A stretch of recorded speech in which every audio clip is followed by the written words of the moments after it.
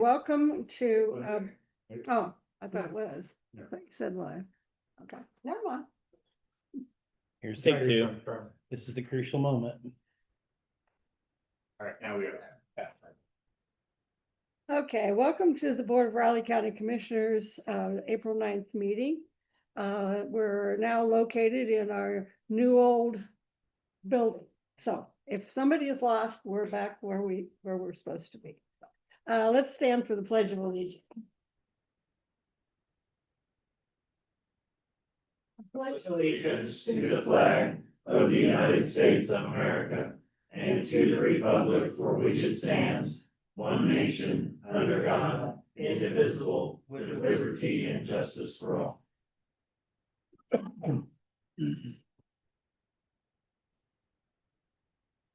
Okay, do we have public comment? Gary?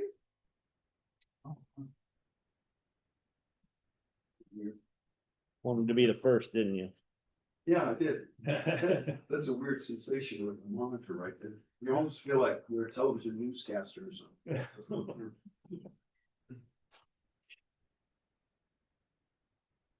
Good morning, commissioners. My name is Gary Oles. As you know, I live at 3308 Frontier Circle here in Manhattan, have since, I don't know, something like the mid-90s. I spoke to the city commission Tuesday and had an epiphany that I shared with them.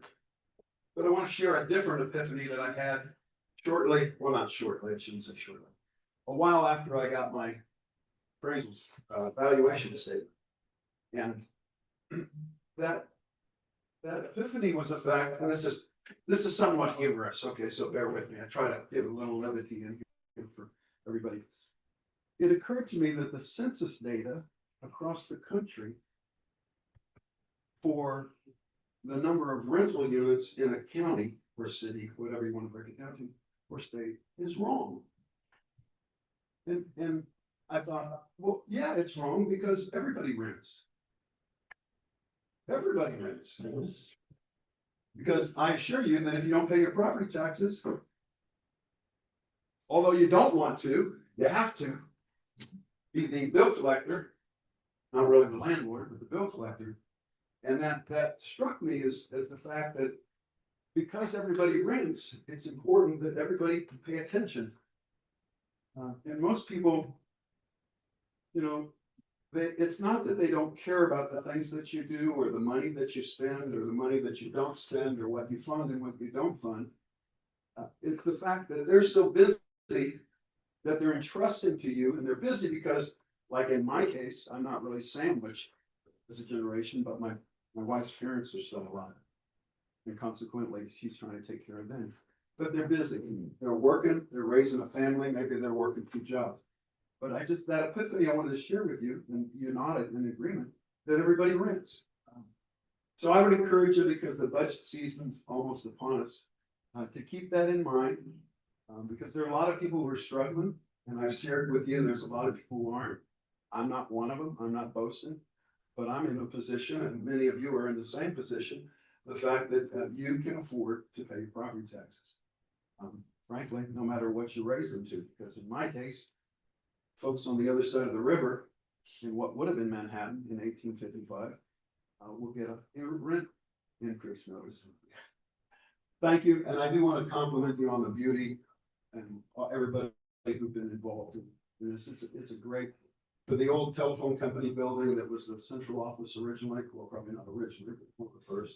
It's just a beautiful building, and you've done a good job in leadership. And the paper reported at $200,000 or $250,000, whatever it was, probably ARPA funds or whatever it was. But it's a beautiful. Hopefully, it'll work out well, and hopefully, you won't have to squeeze behind those desks too much longer. Thank you. Okay, do we have other public comment? Okay. Just state your name and address. It's Ruth Parker, 2940 Cataracts Drive, Manhattan, Kansas. So, just a little bit of history. In 2022, I approached the commissioners requesting lot 70 within the Cataracts homeowners area be returned to Cataracts. So, in 1994, on the 22nd of November, the, lot 70 and 69 within Cataracts were quick claim deeded over to the county. And then one of those lots was then deeded over to the city. There's been nothing done down there whatsoever on those lots. And when I came before the commissioners before, we were requesting that lot be returned to us basically on a quick claim deed, because no one is using it. And we would like to utilize it as a park and play area, because we're acquiring a lot more families within the HOA who have children. And it'd be nice if they could play in a local area, rather than having to drive to Siegel Park or somewhere else. So at that time in 2022, Craig, I worked with Craig in order to try to get paperwork done, because at that time it seemed favorable that we could receive that lot back. Craig had indicated that we needed to use a KSA 72-201 ninth form. Unfortunately, our tax filing as a 501c4 company, while we are nonprofit, does not align with this form to allow that transfer of property. So, as a result, I'm once again bringing this back up. I'm the treasurer on the board. The president of the board is Curry Sexton, and he has small children as well as his neighbor, and there's others moving in. And I know that Curry spoke with Jacob about the lot. And so I am here once again requesting if it is possible for it to be deeded back to us for that quick claim deed as we deeded it to you. And to be honest, I don't know what or why it was originally deeded whatsoever. I don't have any history on that. And there's a number of people in the neighborhood who are no longer there, or, are not sure. So anyway, and if that is not possible to have that done, then I would like to purchase it so that we maintain it and we can do something with it for our community. Which lot number was that? It's lot 70. 70. Yeah. 60, the lot 69 is the one right at our lot in Cataracts. It's right on that. Right. It had the county fire department on it. Right. And the city mows the county line. So. That's the city's now. It is. When I had started this, I actually spoken with the city, and they had said they're not gonna do anything with the lot. So as far as they were concerned, if people wanted to park on it and walk down, to use that lot 70 as a play area, that would be fine. So, but we would just like to maybe put a covering or picnic area, but just to use it for the local neighborhood. I'll say, when I did my research and I talked with Curry, which was a number of months ago, it was quite a while ago, so I might be a little fuzzy on the facts, but I want to say the county initially bought that land to have some sort of infrastructure on it was the intent, but I don't think that panned out for whatever reason. That was the intent of having that parcel. It was going to be used for some sort of infrastructure. If that was sewer, if that was water, I couldn't tell you, but I think it was one or the other.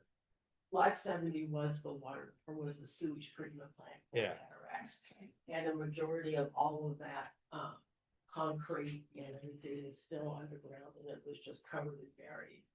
So it makes it rather difficult to make it a lot to build on, and you have the city sewer main going across it, and there's other items. And yeah, and all that might have played into why that it didn't develop into anything at the end of the day, but there's that context.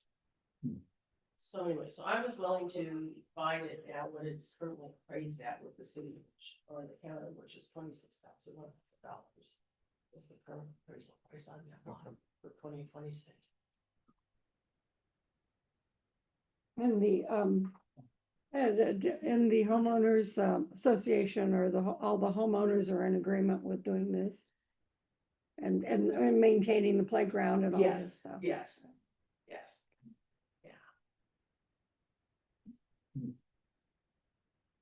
If the board I'm happy to look into what steps we need to take in order to go ahead and sell the property if the board's interested. Yeah, it's Okay. And I can do that. And Ruthie, I believe we have your contact information, so we can. I spoke with Michael. That's right. So we'll take a look into that and get the next steps for the board. and we'll try to move forward. Okay, thank you all. Any other, excuse me, any other public comment?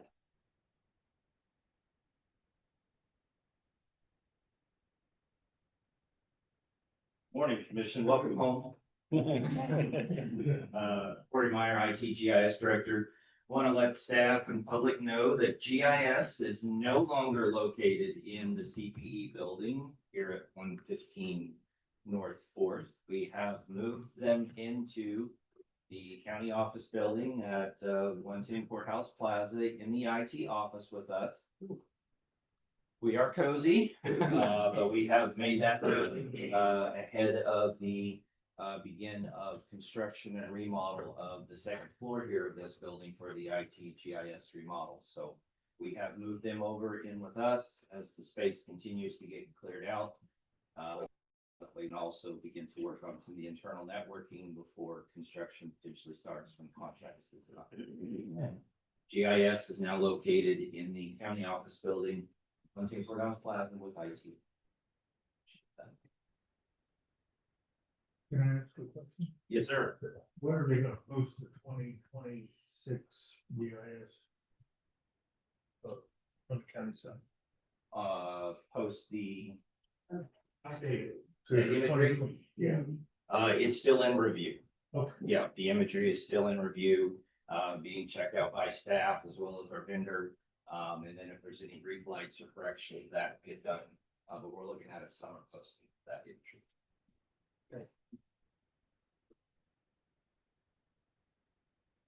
Okay, any other public comment? Okay, seeing none, we'll go on to our business meeting. First item is a bid recommendation. We oh, didn't do commissioner comments. Looking around enjoying the space. Forgot. Where's your comments? Okay, Commissioner Ford? Yes, okay. Well, after 9 months, here we are. Yeah. New space, new us. Same old business. It's great to be back home downtown finally. I'll say how wonderful the improvements are. Far exceeded my expectations, to be honest with you. So thanks to everybody involved, from the windows to the remodel to technological advances and everything in between there. I also want to say thanks to everybody at the health department for being gracious hosts over the last month as well.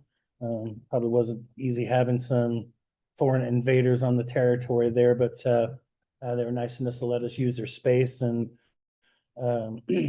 always friendly and gracious during the process. So thanks for that as well.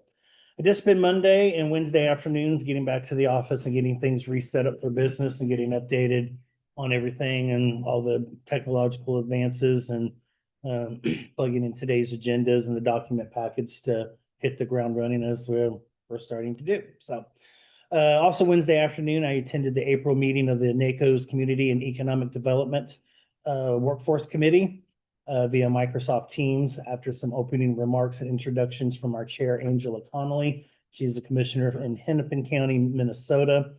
We got an update for Keenan Fenurky, Senior Fellow Economic Innovation Group on NACO's Opportunity Zones.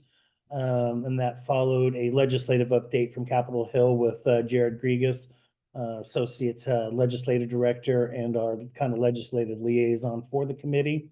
And then we also heard from Kevin Moore, the legislative assistant on NACO, some specifics on some policy things that are being worked on and discussed.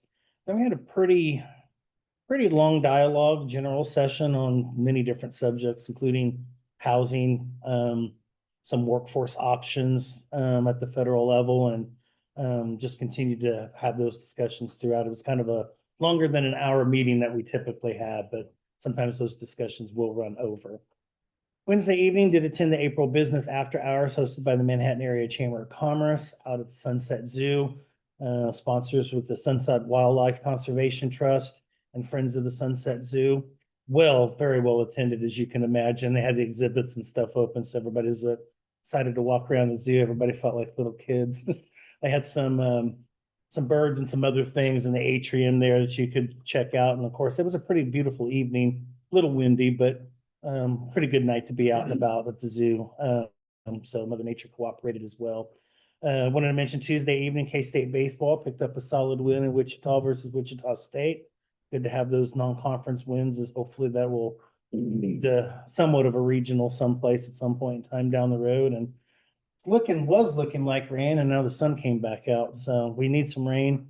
My allergies have been bugging me all week, something fierce over this last week, and I don't know why. Still got a headache this morning, to be honest with you. And just knock all this stuff out of the air and get the fire danger out of the way as well. So let's keep our fingers crossed. If you know some ancient rain dances or something, pull them out. I think I'm gonna go wash my truck this afternoon. That should for sure, hopefully make it rain. So I'm gonna do all I can. So just so you're aware. So, and that's all I've got. Okay, Commissioner McKinley. All right. I second his notion on the new work here that turned out great. Tuesday was a construction meeting for the emergency management fire building. The sheetrock has all been installed and they should finish taping and finishing it this week. They were installing a roof on the storm shelter, and the metal panels are being installed. Then that'll keep going on for a while. That seems to go slow, but I'm not the one doing it. either, so. And they're still looking at a completion date, probably in July. And then again, Monday and Wednesday, I spent a lot of time down here getting stuff moved back and unboxed in the offices, and I've still got work to do, but I've got enough done to keep working in there. That's all. Okay. Okay, well, I'm really pleased with how this room came out. It's kind of nice because before, when I sat at the end, I couldn't see everything, and now everything is just wide open. It's really good space. I want to give a shout out to Lori Muir over at Public Works, because she was really good at putting things together, and I worked with her on colors and schemes, and she was great. So like I say, she's like shout out there. Monday, I came down to the offices, brought some things from our temporary space and started organizing. Didn't get all my supplies here until Tuesday. So Tuesday, Wednesday, and then Wednesday I came down and got a lot of things organized, but like Commissioner McKinley, I still have a lot of stuff to sort through. Let's say Monday afternoon, had the laser procedure on my eye. This time everything's gone well, so saying much better, no glares and stripes and things. But anyway, Wednesday morning, I was in the office in the morning and organized. I also reviewed the agenda and documents for today's meeting. And then Wednesday evening, I attended my bell choir practice. I'd like to go to after hours, but I have to wait till summer when our bell choir is not in session. That's all I have. Ready for business, commissioners? Yep. First item, need a motion on bid recommendation for the 2026 asphalt overlay program. Pretty standard. Okay. Go make a motion to approve awarding the autonomous chip seal contract for 2026 to Vance Brothers LLC for $425,133.19. Wrong one. Wait, I'm on the wrong one, aren't I? Move the second one. Okay, Yeah, sorry. okay. I'll second that. It's been moved and seconded to approve the low bid submitted by Vance Brothers LLC for the chip seal projects in the amount of $425,133.19. All in favor? Aye. Don't need to worry about asphalt overlay. It's not that important. Next one, need bid recommendation on asphalt overlay. You take care of that one. All right, I'll move to approve the low bid submitted by Schilling Construction for the 2026 asphalt overlay projects. Amount of $1,633,393.46. I'll second. It's been moved and seconded to approve the low bid submitted by Schilling Construction for the 2026 asphalt overlay projects in the amount of $1,633,393.46. All in favor? Aye. Aye. Okay, next. Need a motion to approve Riley County P card request. Um.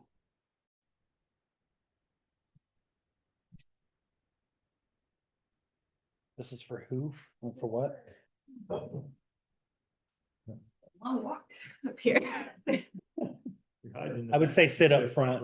Back up, but I had to tell Corey, we couldn't hear from the comment. Oh, So it is for a district court employee, and so right now, Kathy Oliver is purchasing everything for when they have to do jury trials or anything like that. And she really needs somebody else to be able to go do those things when she's not in the office. okay.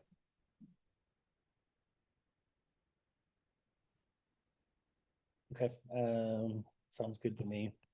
Everybody else okay with that? Okay. I'll make a motion then to approve the Riley County P card request for district court as presented. Well, second, Is it moved and seconded to approve the P card request? All in favor? Aye. Aye. Sheriff, please sign.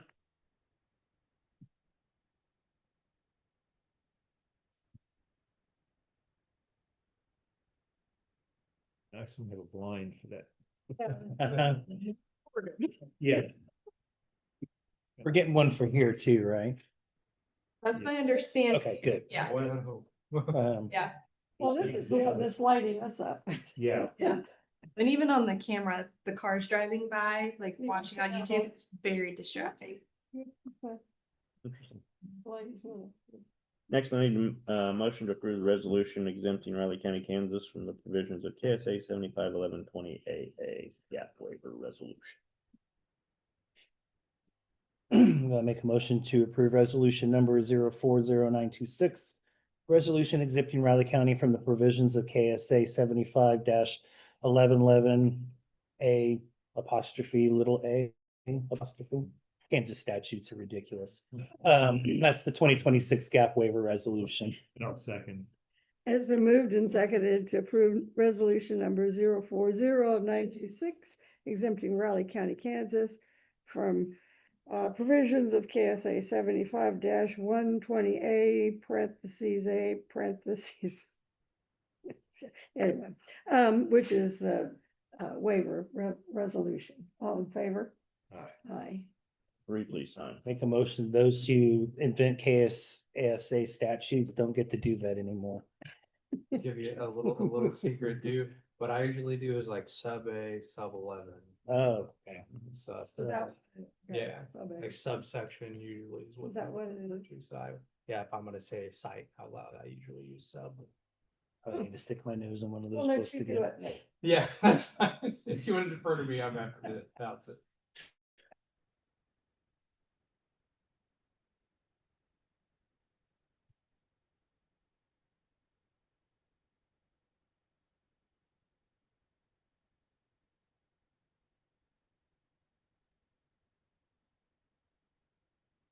You said the sound wasn't working, Brittany?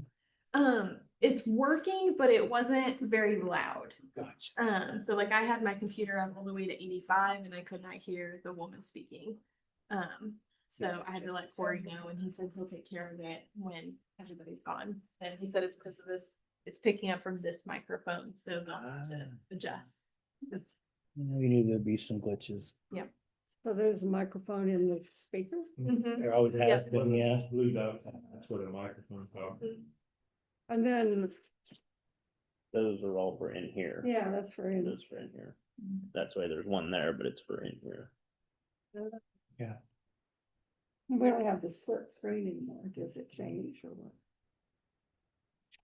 Corey said that there's some technology that they're looking into that's going to do that. It picks it up by sound, yeah, when somebody's talking there, it'll switch to that, and then when we're talking, it'll switch back. They just don't have the software in place for it. Okay. So right now on YouTube, it's split between Yeah, the here and you guys. Yeah. Oh, okay, but it's not showing. Okay. Yeah, it doesn't show that. Next, I need a motion on Riley County Employee Action Forms, Joel Taylor, new hire, volunteer firefighter, and Michael Schuman, volunteer firefighter, separation of service. we gain one, we lose one. Yep. But move to approve the requested Riley County employee action forms. Okay. It's been moved. Oh, and yeah, Second. second. Second. But I'm gonna say aye too. Well, I could have. It's been moved and seconded to approve the Raleigh County action forms. All in favor? Aye. I Aye. think the new digs are throwing everyone. off. It'd take us a while to adjust, yeah. Yeah, You can see each other clearly too. May have to order some makeup or something. Set yourself up like that. No, there's no amount of makeup that's gonna help, I know. We could have a makeup artist come in. Yeah. You know. Is that a lobster fund? I thought we didn't have one. Exactly. Well, you don't, but. Brittany does, she's just hiding it from us. Do not start rumors. She's just got a lot of cash in her pocket at all times. Oh, then everybody's Now gonna be Jacob's coming in on it. They used to call it petty cash, we just came up with better names. I've always thought petty cash, was kind of a dumb word, dumb term. It was kind of petty. Yeah. It's like petty larceny, Right. What is petty? You know, older term. it's under how many dollars is petty? Is it? It's like $50. I'd have to something, ask right? Michael, and he's our resident defense attorney, so Okay, I don't know off the top of my head. Thankfully, I've never had to look that statute up. Don't jinx yourself. got a lot of stuff. I get a call from a family member. Hmm.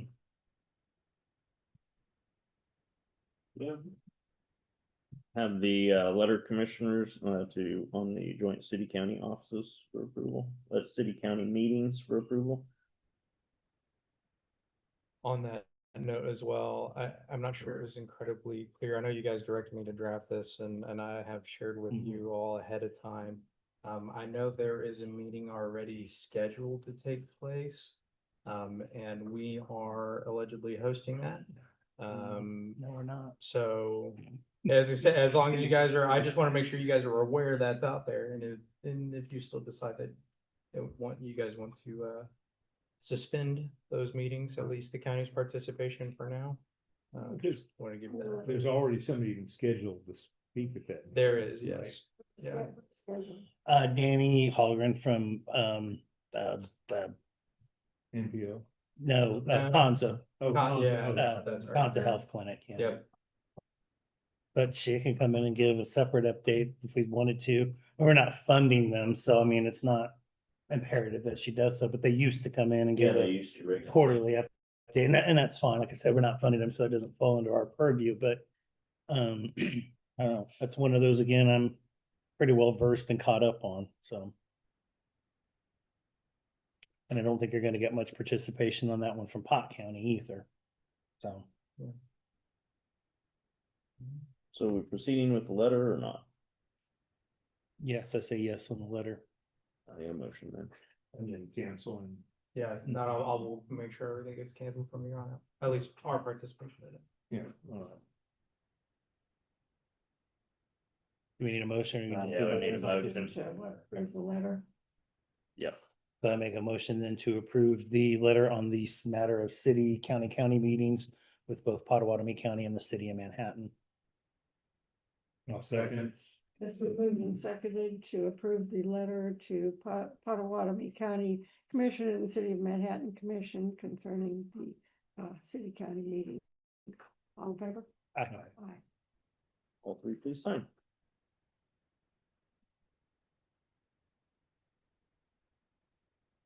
You want to go ahead and do the minutes while we're almost at Yeah. 9 o'clock? Okay.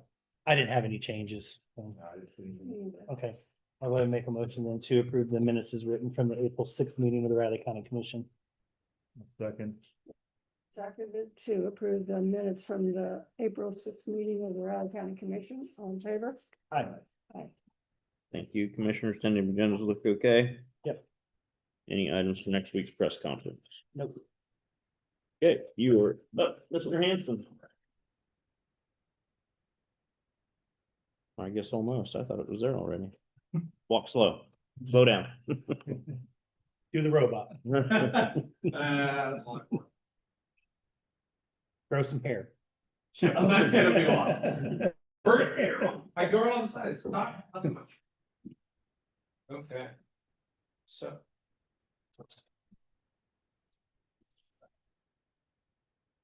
Okay. All right, well, for my administrative work session, there were just a couple things I wanted to bring up. That's trickling out through my office and through department head meetings. One of those being, our favorite Ballard bill.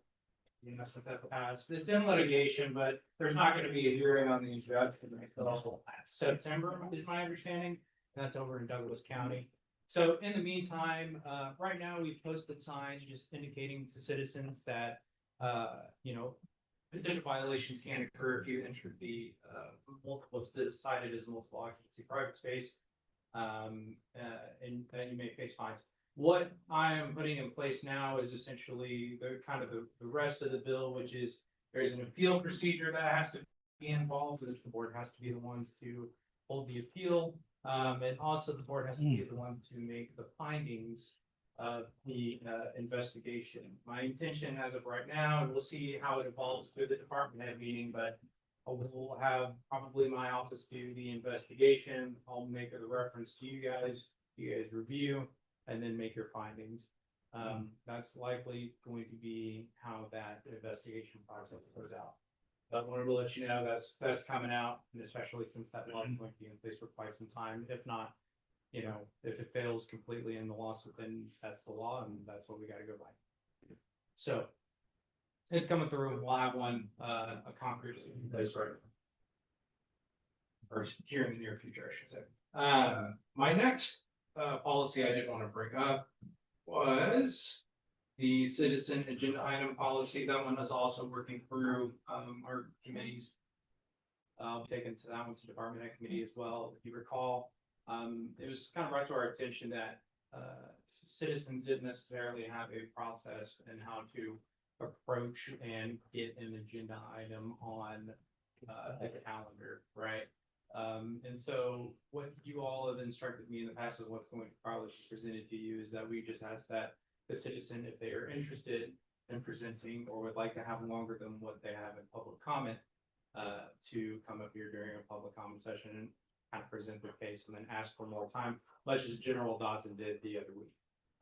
We think that is likely the best way to approach individual citizens want to present items. I'm also leaving in exceptions there for anybody who is necessarily sponsored or by a department head or a member of the commission here or an elected official.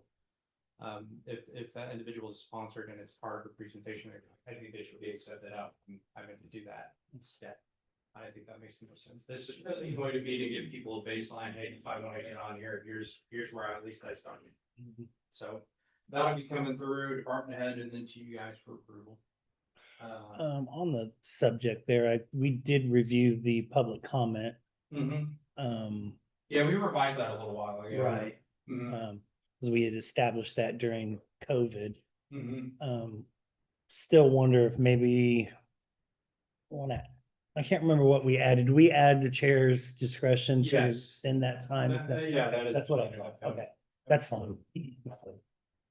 All right, and then last but not least, I know it'll be an item on here. I believe it's actually following my presentation. I've been working with the folks at Manhattan Brewing Company and Aggieville Brewing Company on drafting a resolution.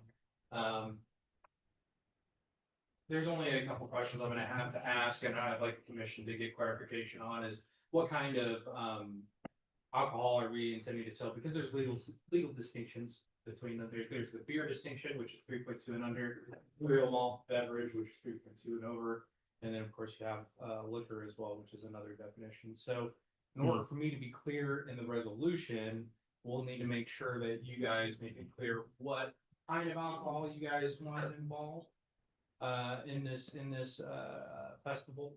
And then I also need clarification on, I guess, enclosures.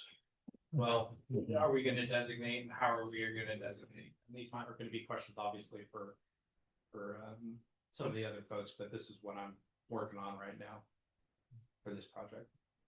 So, something to keep in mind. Does the commissioners have any questions for me? Oh, I forgot, and of course, as you see in the email, House Bill 2745 was vetoed. We'll see, the veto session starts, I believe, today. And we'll see where that ends up. Yeah, I think they plan on being done at the very latest Sunday morning. Yeah. So I plan on, give me a week or two afterwards, and I'll try to put together a comprehensive list of bills and explanations that affect us. So that way we're all aware of what's going on. All right. Thank you. Jacob. One Jake. Mr. Jake Vogel up at 9:20.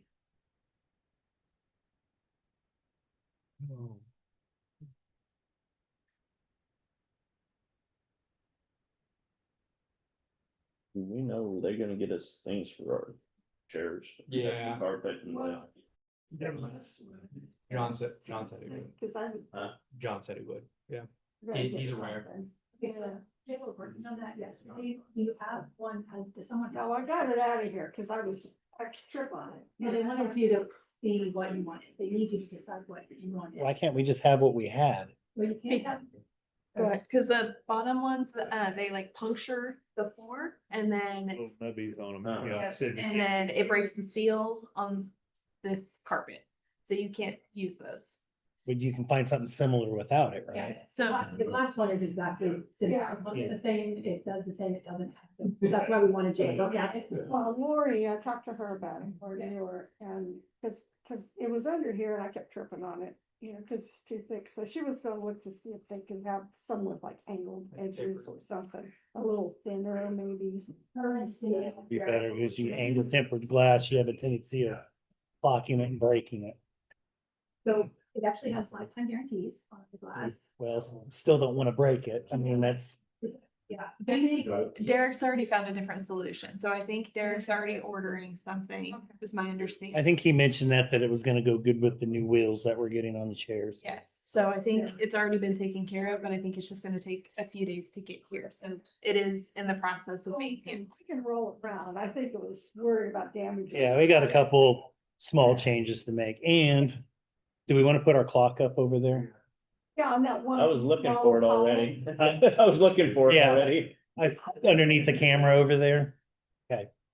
Small column, Okay, I'll let them know and then Jerry can hang that when he gets a chance. yeah, they were asking me. And how long is it gonna be before we get maybe some pictures of artwork that might go up in here? That's a Lori John thing. Okay. She was asked to do. House and. Yeah. Outhouse. A picture of an apple. Oh, well, that sends a great message. Oh, Go. sure, Put it behind your desk. Yeah, no, that would be for the women's bathroom. I see, that's fine. Because it was a famous outhouse. There was one of our famous founders of our. About all Really, just looking at it now, there's not really a lot of space to put anything up, really. There and there. Now, there's not a lot with the screens now, so many big screens. For sure. Well, I've got a lot more room in my office because they took that window thing out. It's a window now instead of. I feel like I got more room in mine too, but it must be the window ledge or something. The windows used to butt right up to the wall. I don't know. Maybe it's just the carpet or something. I don't know. It all feels bigger. Not complaining about it. I know this room out here, the conference room area, it got a lot bigger. Those, getting rid of those partitions and then. A lot of it's just the color.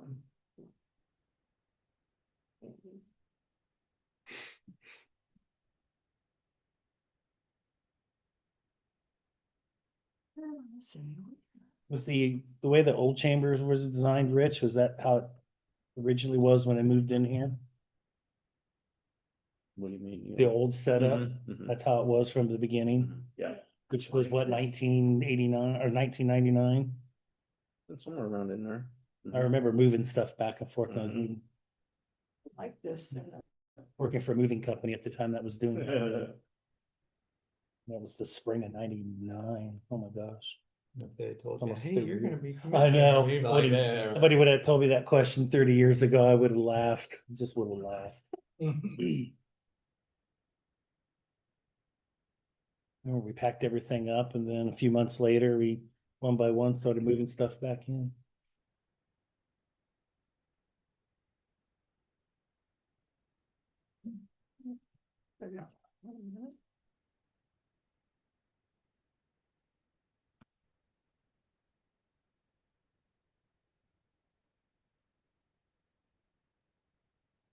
And we're gonna need to shift. They gotta get some power cords to stretch out. So we gotta wait on.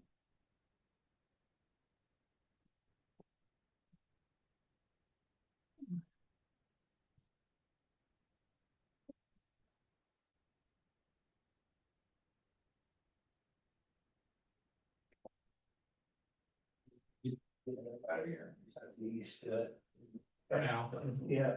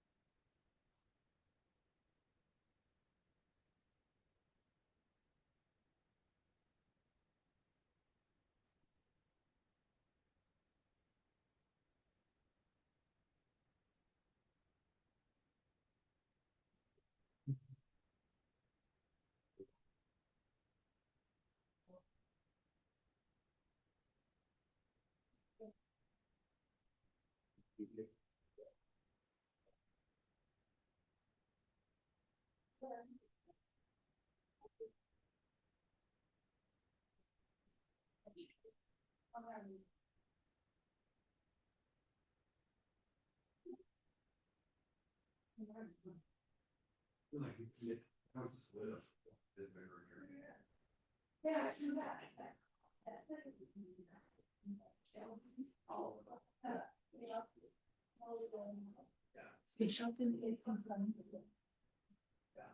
she.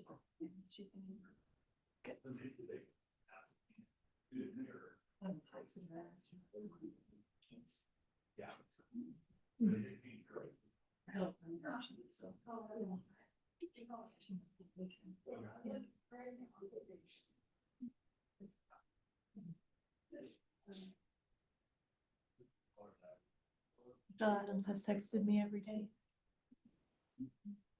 Yesterday, she's like, how's AP going? I was like, stop asking me questions. What? Yeah, I don't. Work? What's that? Should you be napping?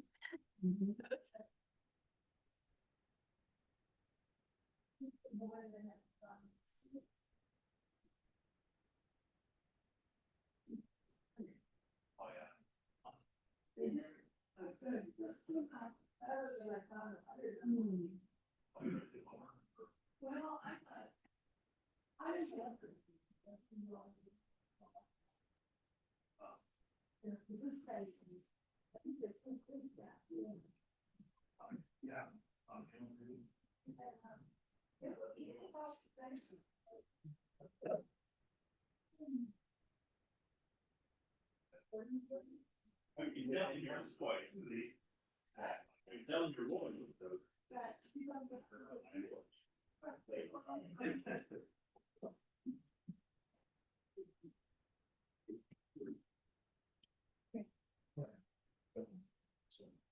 But my thought is ask if we can just go through these.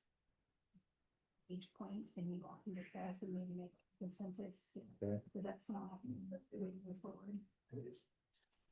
No, there's one thing, I've added two things to my Okay. list of things to be done.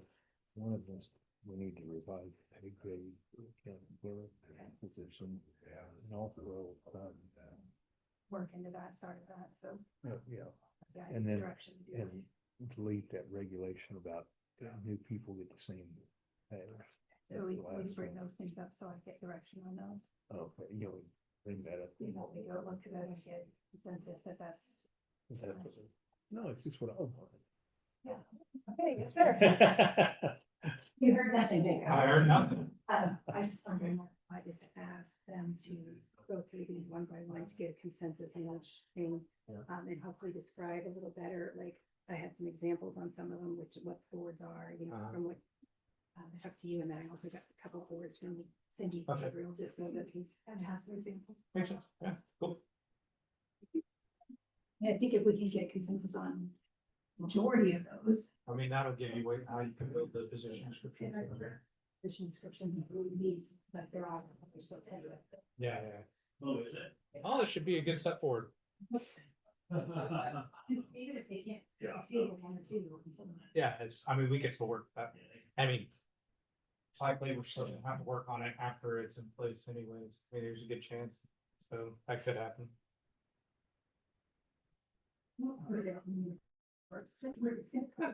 It's good, perfect. We're gonna have a plan, it's gonna be a great person. Yep. We're all gonna work together to make it cohesive and efficient. Yeah. What?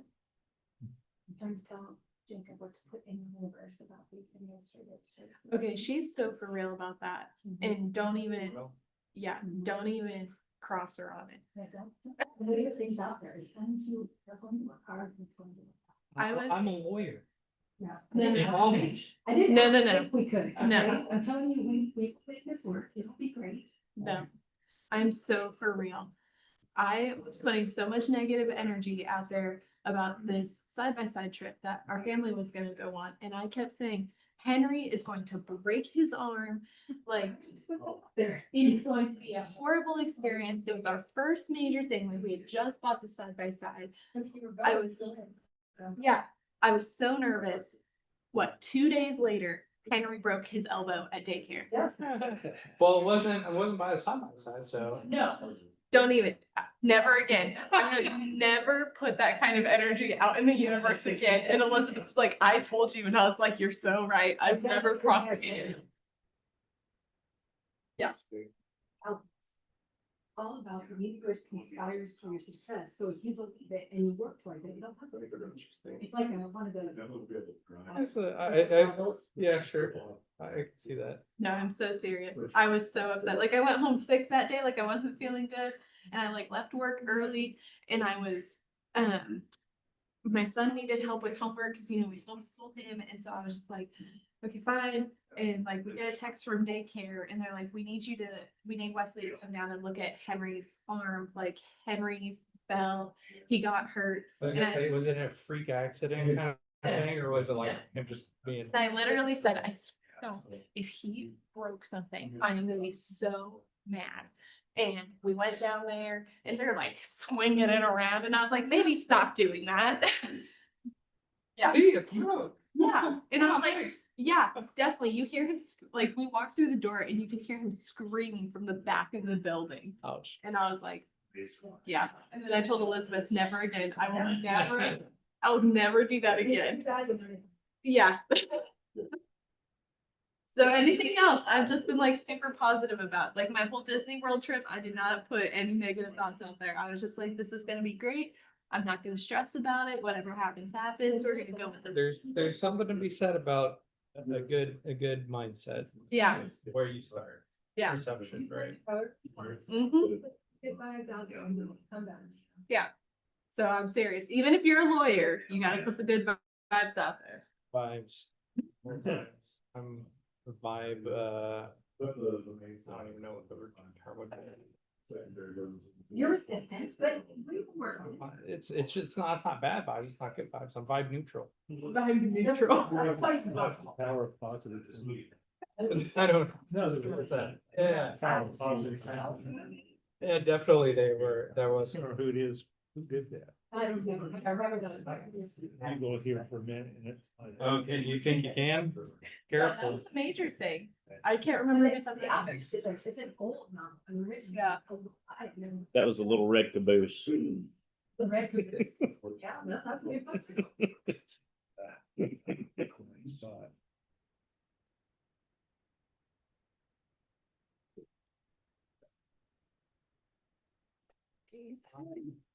20, where's John? One A wall, There he is. There he is. like herd cats. Norman Vincent Peale. Bridget. There went the One day, it's all it took. CIP project's closed. Yeah. Steak and lobster fund, we'll take it out of there. Hi, everyone. Okay. Good morning. Morning. Again, welcome back to your building. Thank you. Much nicer walk. Yes, I bet it is. I'm not sure, was there, I sent over a little like picture of the signage that we. Yeah, It's on there. yeah. It's on the, Oh, this is weird. Yeah, it is strange. So then you can scroll down and then you should be able to, let's see, I can make this yet. Perfect. Yeah. So that is stretch weird, but. we get the gist of it. We get the gist of it. Yeah. So I reached out to the city to ask them if they would be comfortable with us putting up signage, something like this. This is a 36 inches high, the 72 wide, typical banner size. That we're gonna put up right on Kimball. I'm guessing more towards the county side than where the Seagull Park stuff is, or the big ballpark stuff is.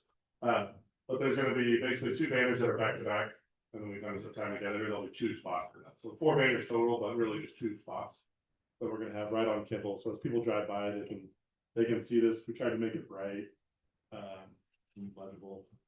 But that's pretty much all it's gonna be, is that right there. And pretty much that first entrance into where you go down to like Power, that street. There'll be like one close to that, and then one closer towards the light. So. That is what it'll be. Any questions over that? Like I say, Manhattan has the city, has the sign regulations. Yeah. That's the ones. And they told us right away that it's like, there's not really any regulations on sign and how big can be anything else, they're limited to what they said. Okay. All right, it's fine. Looks good. That's colorful. It's very colorful. And Jake, just a question for you and for the board, as I talked about earlier. As far as the beer sales that you guys are doing, you're anticipating on doing more than 3.2. Yeah, I Right. think both us and Ag Hill Brewing, we might make 1 or 2 beers that are over 3.2, but really, most of them are like 4. And then, were you guys intending on selling liquor there or no? If we could, we would. It's not a big issue though. This is very much more of a beer type event anyway, so beer would be the biggest focus. If you guys don't want us to, but we were gonna sell like sangria or something like that. We weren't gonna do like a full bar. It'd be like a punch or a sangria or something like that we would have for people. Or could I ask either for consensus or if not consensus motion? To approve, The beer. the cereal malt beverages and then the That's liquor fine. for the event, if you guys want to do that. It's fine by me. Yeah. It's not. So consensus? Yeah. Yeah. Okay, Yeah. that's cereal, malt and liquor. Okay, all right, thanks. And then, sorry, one last point. Enclosed area, how did you guys want to, and did you guys have any thoughts on how you're going to address maybe an enclosure and where that would be? So actually, how about that? Thank you for bringing that up. We looked into a 20 by 40 tent to rent to put on that area. The company asked us if it'd be okay to put it up on Friday and take it down on Sunday. And I know that's much longer than this event, but that's almost every company now that don't want to work on the weekend. I was gonna ask if it'd be okay for us to put it up there. If not, we could figure something else out. We don't have to use this tent. It would just be nice to have something like that, especially May weather and stuff like that.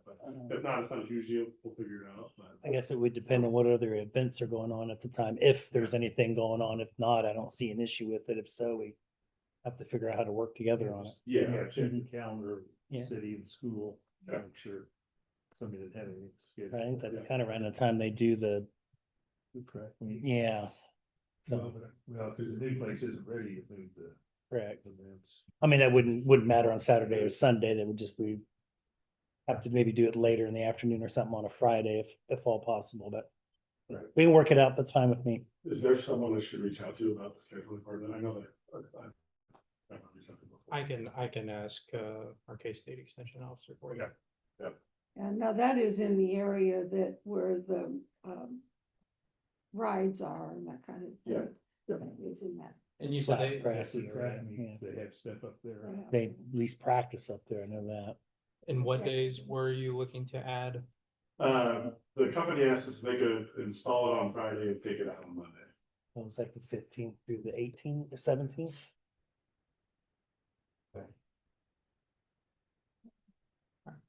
And just a random thing about it, we just found out yesterday that, apparently there's a professional cornhole league in the country. Of course there is, or wouldn't there be?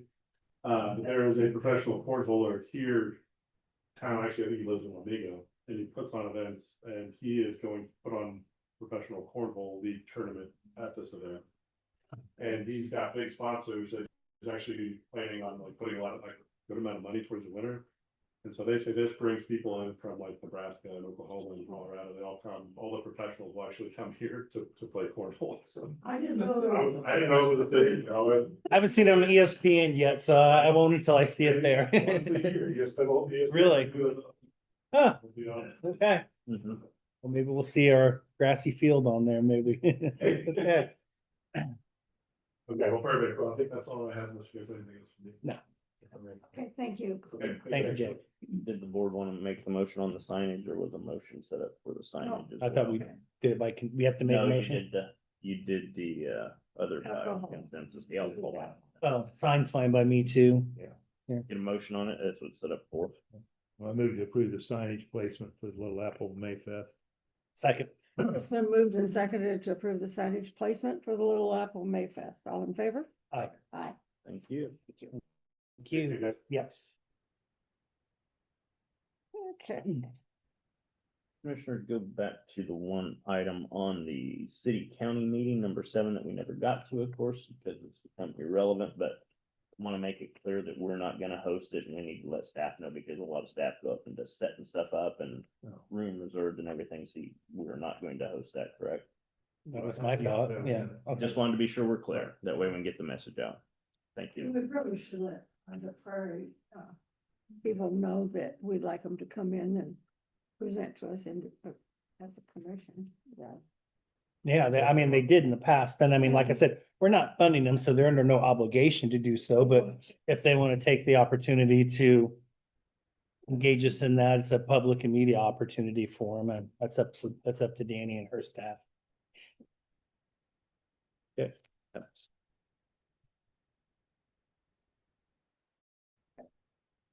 Let's see, we have Shallow at 9:30. Correct.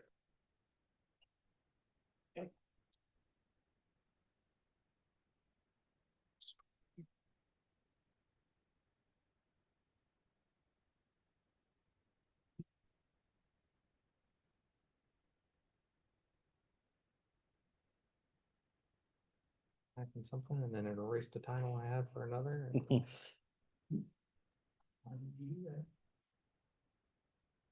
AI. That We're blaming That's why I'm on AI mobile. AI today. sounds good. Or AI.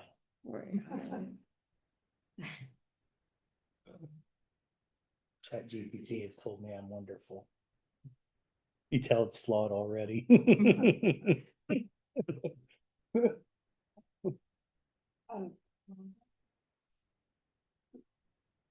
Could be useful. Some metrics. You're on Yeah. the computer, you're probably on it and don't realize it a lot of things.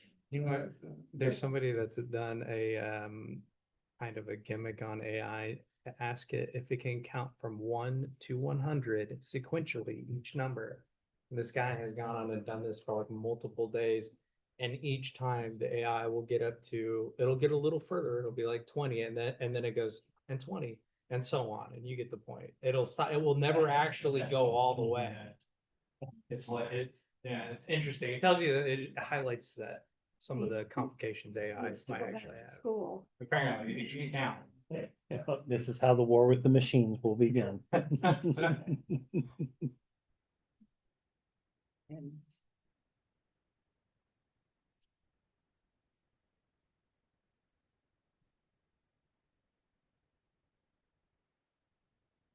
Okay, Shiloh? Got it everywhere.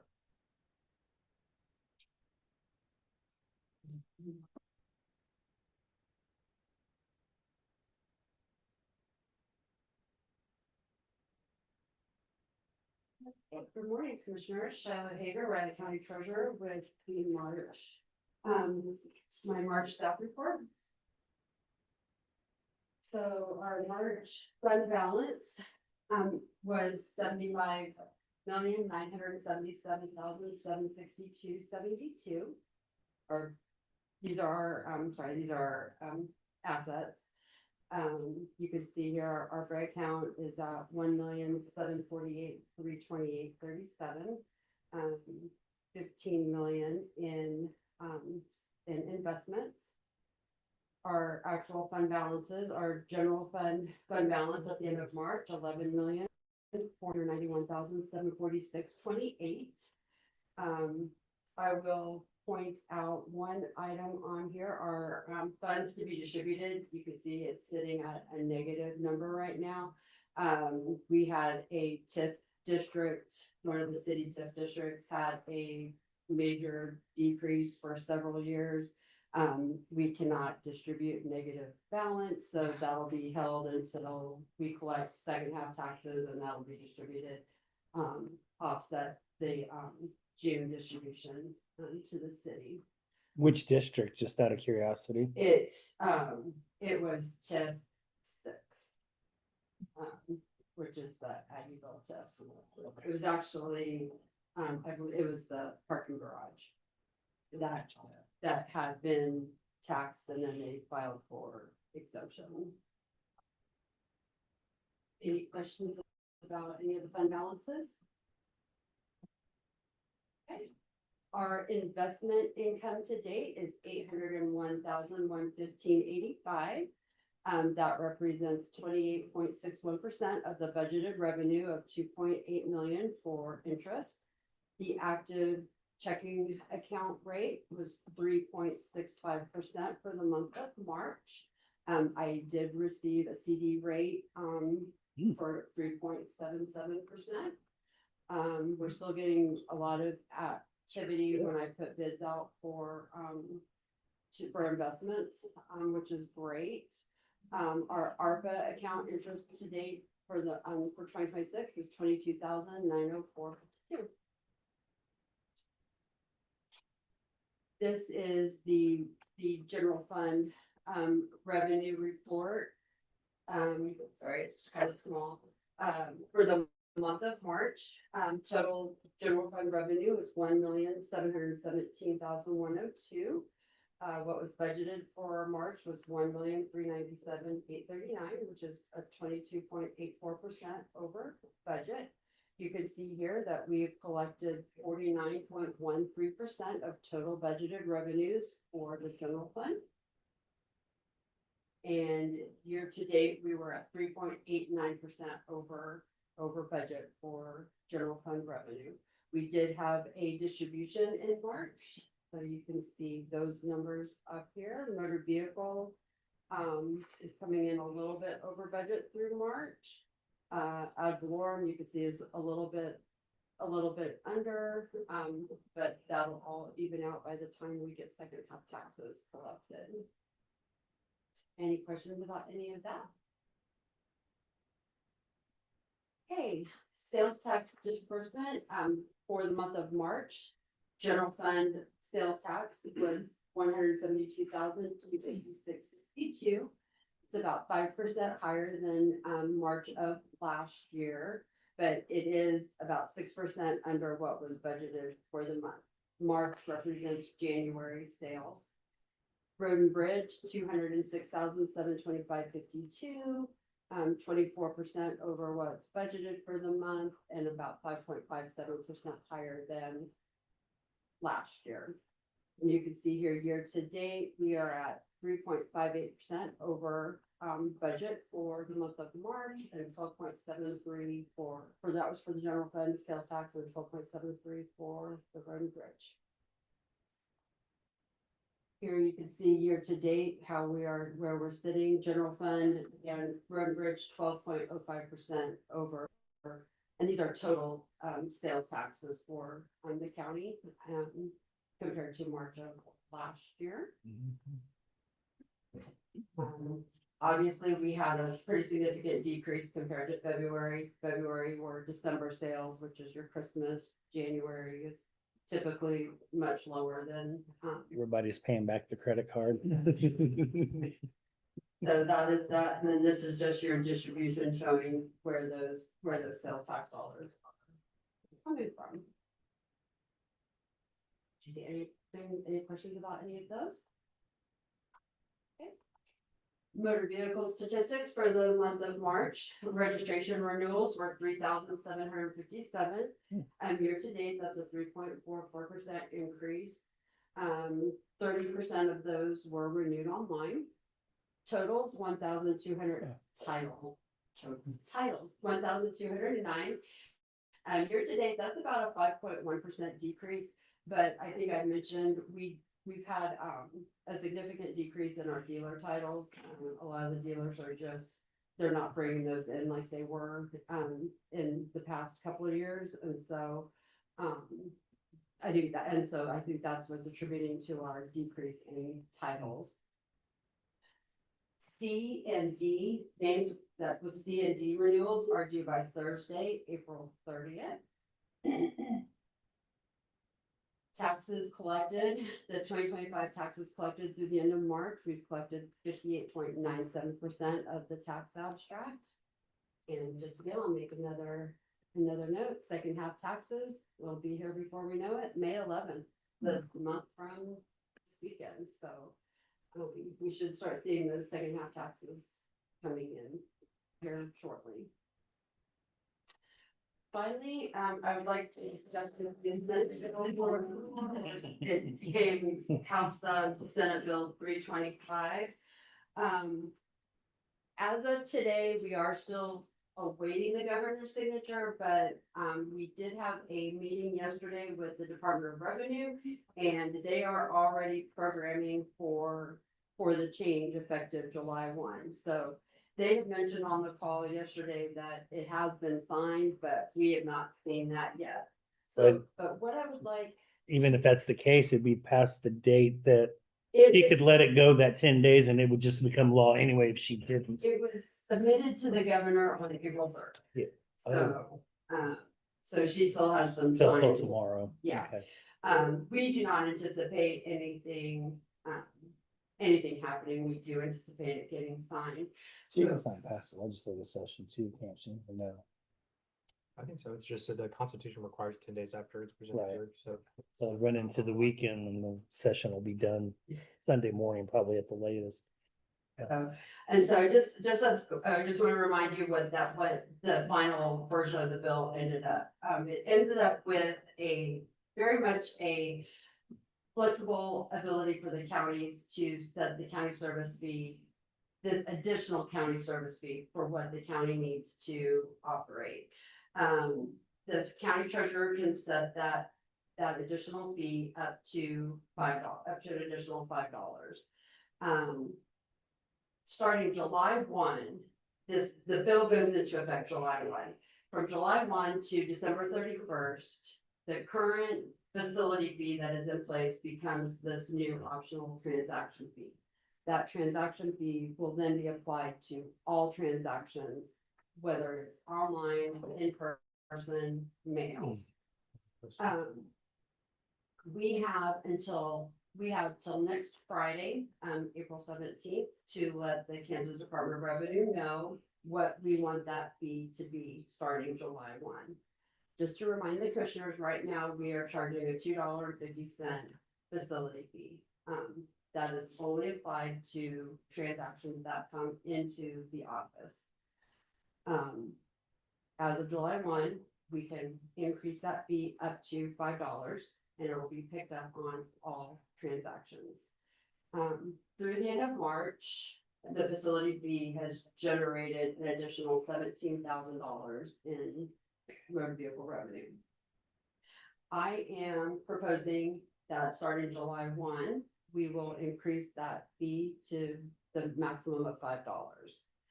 That I'm estimating an additional 20,000 renewals between July 1 and December, so that will be an additional $100,000 that I will be able to, I currently have a budgeted transfer to the general fund of 400,000 for 2026. That will allow me to transfer an additional $100,000 to the general fund to offset our motor vehicle expenses that are currently being covered by ad valorem tax dollars. Still does not make us whole for 2026. But it will definitely go into the carryover that we can then account for 2027. Then, effective January 1st of 2027, we will have some decisions to make. So as I'm preparing my 27 budget, I will bring you some options. Again, the treasurer can set that fee up to $5. However, we can take that additional service fee up to $10. However, between $6 and $10, that has to come from the board deciding that they would like to do that. So, and then we have to let the Department of Revenue know by October 30th what we're going to charge for 2027. So for right now, my recommendation is that we increase that optional fee on July 1 to $5. Then when I present my 27 budget, I will give you options. This is what I anticipate motor vehicle expenses to be. This is what I anticipate renewals to be for 27, and we can back into what we think that number needs to be. The thing you have to remember on this bill is that there's a 3-year sunset provision, because also built into this bill is the Vehicle Services Modernization Task Force. And that task force is put together of legislators. There's 3 representatives from the county treasurers, 1 representing a small, medium, and a large county. The Department of Revenue, Kansas Automobile Dealer Association, and Kansas Motor Carriers Association. The idea is that we will be looking at the whole motor vehicle operations, from processing to technology to funding sources. So they built in a 3-year sunset provision. So I want to be careful as to not rely on one-time money that then may go away in 3 years. So any questions about any of that right now? Do you have any thoughts about my No, I like the fact that you're coming in with options and it's not just banking on the full, trying to balance out all the different equations that have been kind of built to this, but just getting to this point has taken how many years? 8 Yeah, so. 8 long years? I see this probably moving ahead after that 3-year period. I think it's always the legislature's thought that locals can't do what they need to do. Right. The final piece of that also is that there is an accountability portion that at the end of 2028, the Kansas County Treasurers, we also have to prepare a report to the legislature of how the counties used this money, so that, a county like Johnson or Sedgwick, you're gonna be able to see tangible things. I mean, they have lines out the door. They're gonna be able to open, maybe hire more staff, open another facility. They're gonna see something tangible. Something like Riley County, we're just gonna see that we're just covering the costs that we're being paid for by. And you're making the argument, you're finding the revenue elsewhere outside of the ad valorem. That seems to be the problem. Right, so it may not be something tangible. We don't see the long lines like those larger counties. But you are going to be able to see it come budget time that we're gonna be able to cover those motor vehicle expenses with the fees that of the people using the services. Good deal. Okay, do you agree with the $5 starting July 1st? Yes. Yeah, I think it's what we originally discussed. I think that's a good step forward. I honestly feel like a lot of the treasurers across the state are going to do that $5. Some counties may need a little bit more, some may need a little bit less. So it's all based on transactions. Every county's just a little bit different, their number of transactions, their costs, et cetera, so.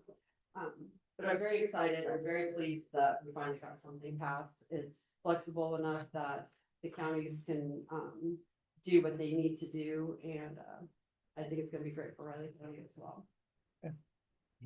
I appreciate, and I keep saying, I appreciate the fact, because I was gonna, because my questions have been, since I heard this one, how's it gonna affect us? So I'm glad I was gonna ask you, can let us know what this does to things, so. I read, Does that even apply to the, and what this, the commercial trucks? Or is it? That it does not, because those already get a little bit of a higher fee. Honestly, I will tell you, now that we've got this passed, the commercial funding is the next piece that we're really gonna look at, especially to the fact that not all counties do it. Yeah. If we've been asked, there's only 10 counties that have been asked to take on the IRP portion of it. I think there needs to be some funding mechanism to help offset those fees. Right now, right now we have met our budget for what we budgeted for CMP fees. We were right at 55,000, for just the commercial season, and we still have, we have customers still coming in with new purchases and all of that, so that'll just go up as well, but I appreciate that. We definitely do need to look at that commercial piece, especially if they're not gonna make everybody do it, they need to compensate the counties that are. Yeah. All right, any other questions for me for the month? All right, then we will see you next month. Right, Darren? Okay, next, yeah.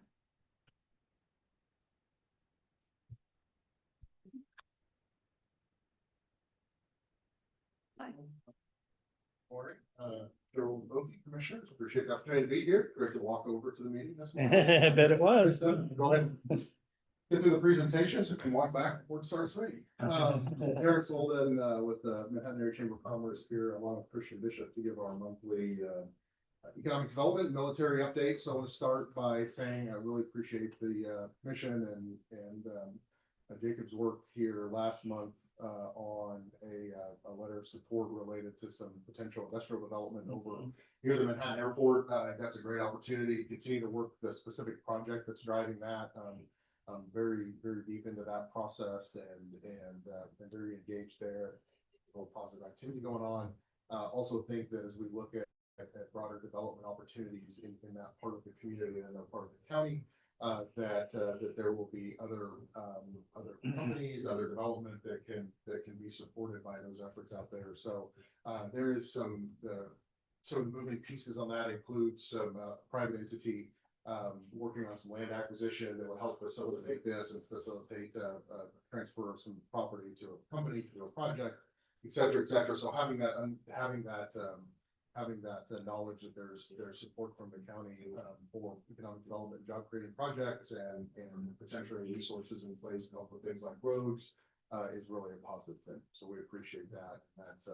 That definitely was noticed by the company and noticed by the folks that are helping facilitate the real estate there as well. So that's all something kind of on the east side of the airport. Again, I think additional projects coming from that. If you look over on the west side of the airport in the existing Manhattan Business Park, the Torgerson deal, the real estate on that just recently closed, and that building permit was issued this past week. So that was in Monday's building permit report. So anticipate seeing that construction happening here soon. So about the time we're wrapping up Amazon, we'll see some more dirt moving over there, but that's a great thing. I So think they're just about done with Amazon, aren't they? Some landscaping on the outside and some Yep. signage. Yeah, I mean, yeah. yeah. I mean, I don't know what they're doing on the inside still, but We know they've got some management hired and such, so we anticipate there'll be, and we'll obviously update you on the hiring efforts and things like that, but we anticipate there'll be some more of that happening here very soon. Allison is over with leadership Manhattan today. That's one of her duties, or she'd be here give us some update on some of the talent side of things, but she's been in contact with them and we'll be helping promote those opportunities. So yeah, so Amazon project nearing completion, and then that Torgerson project just getting started. So both of those great projects, great jobs. No additional local incentives on those, so that's a really solid thing. Generates a good amount of property tax revenue right off the bat. We are also working, as I've updated in the past, there are a couple parcels in that part. There are only a couple city-owned parcels left at this point. The largest of those, about you can put 3 parcels together and get just over 8 acres on the very southwest part of the park. There are a couple privately owned parcels in the park that we've been working on for a number of years to potentially acquire those back that were given as parts of past incentive projects or for past projects, and we are making some really good progress on one of those. So hope to be able to kind of, an offer has been made. So hope and a verbal agreement has been reached. So hope to be able to come to you next month and tell you that that's progressing. Again, that's being done privately. So we're not coming asking for, county or the city to make that purchase. So in those cases, being able to move quickly and over on the east side of the airport as well as on the west, being able to move quickly and facilitate that with the parties that are involved. But want to just commend some of the folks that have stepped up from a private standpoint, the entities that stepped up from a private standpoint to make that happen, and appreciate the willingness to come out publicly and say that there's an interest in supporting those kinds of projects from the county standpoint. That's really important, and it shares a great message. We do think there's some opportunity as far as the scope and scale of projects, the size of like that Torgerson project, it's going on about a little over 8 acres. Amazon went on about 16 acres. You start talking about if we could again acquire another parcel or two of that size, both in the airport or in this on the west side of the airport, and in some newly developed properties over east of the airport. Start talking about opportunities to put in a couple more projects of that scope and scale. So kind of keep that in mind. That's what we're aiming for with those types of properties over there. So that's the real estate part, both east and west out there. And the last thing I have before I hand over to Christian, just want to say thank you as a member of Riley County Rural Economic Development Committee. I know that we've got some, Amanda's been working on getting some regular time scheduled to be able to come here and update all of you on activity that committee. And then also I know that y'all are spending some time to come visit with that committee one-on-one at the regular monthly meetings. And I know that that's really appreciated both by myself and other members of the committee. I think we're able to have those kinds of conversations and understand,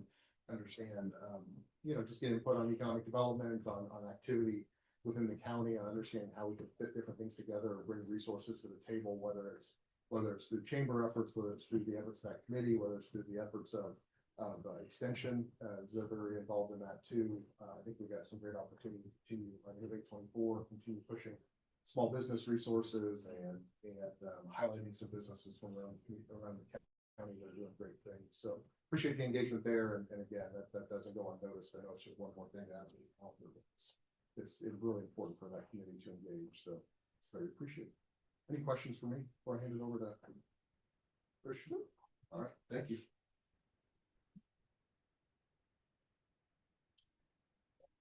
Good morning, everyone. Christian Bishop, Director of Military Relations. Really quick, I just want to say I just came from Leadership Manhattan, and we were actually at RCPD. So it was really just great to listen to the class and be able to hear about not only just the county, emergency services, but also RCPD, so that they can know where their tax money goes to. And they were actually touring the jail when I left.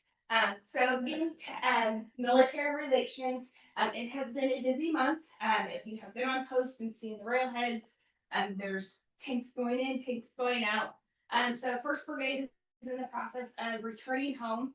So follow one ID or had a chance to go to a redeployment ceremony. It's just the best things to see their families reunited after 9 months. But as this is going on, Second Brigade has started or has left for NTC in Fort Irwin. So they will be out there for a month getting their training to prepare for their deployment, which will be in the fall. And then First Brigade, our division as itself, has been in and out of the field. So you'll probably hear the guns going, and then they'll come back in, and then they'll go out. But they are still planning to leave this late spring.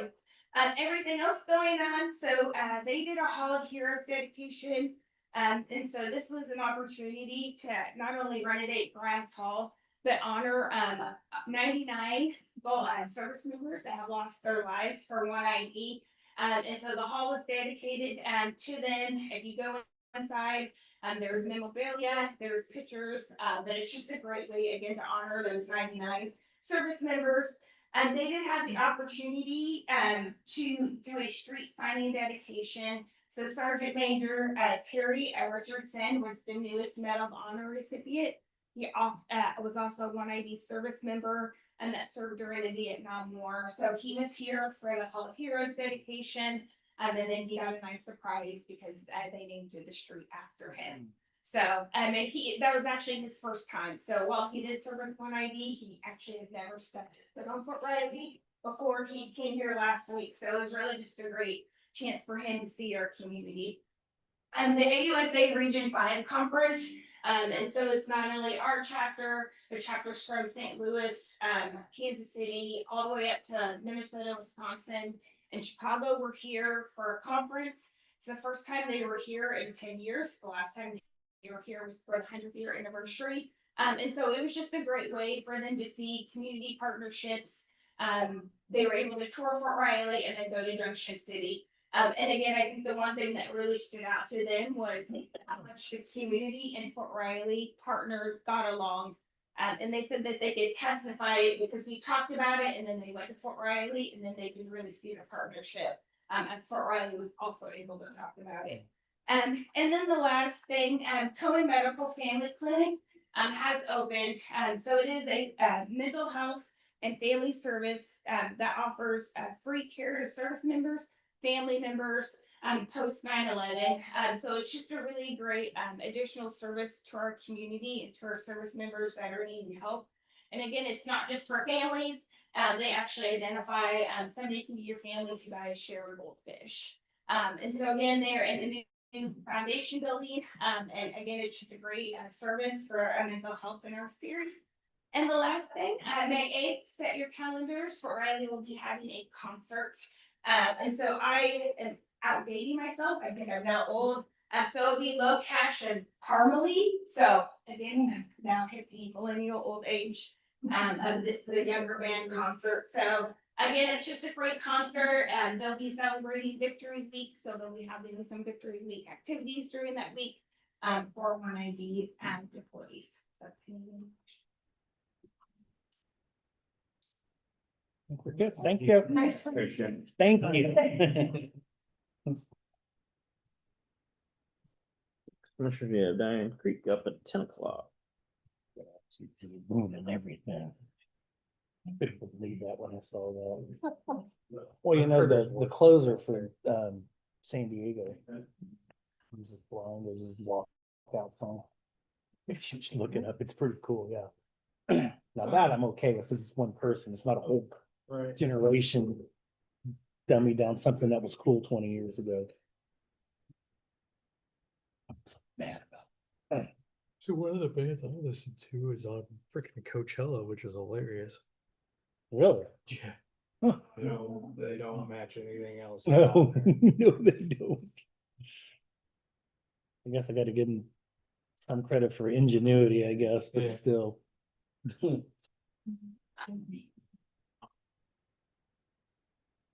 Anywho.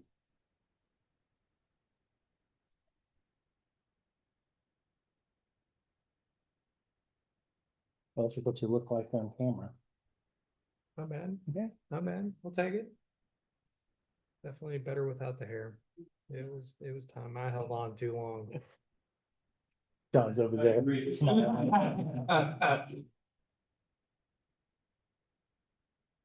It was just a shock being up at Topeka with you the day before long hair thing. The next day it's like, whoa, who's this person? Now we need to get Rich to do it. Do what? Shave your head. I've got it naturally. I'll just tend to keep it since I got it. Maybe on your very last day. Well, I mean, I could. I mean, I'd go short enough when my wife gives me a I haircut think it's this been week. 30 years since I've done that. We did it one year, a whole entire baseball team for camaraderie. I did it yesterday. I trimmed mine up, but as far as I'm going. I'm kind of with Rich. I'm due for a haircut. I'm not gonna have it very much longer, so I might as well just enjoy it while it's here. Well, I think I'll have mine to the end. My dad's 84 and got I a did full find head. some pictures from the late 90s and had the My dad. James Vanderbeek look. Oh, yeah. Yeah. Not losing his eyebrow, no. Oh. Not. What you could do is you could just dye everything like that color and we could see which one makes the better Both my twin. grandfathers did, but Hmm.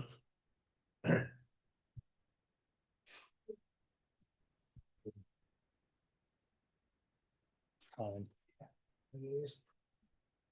that's what.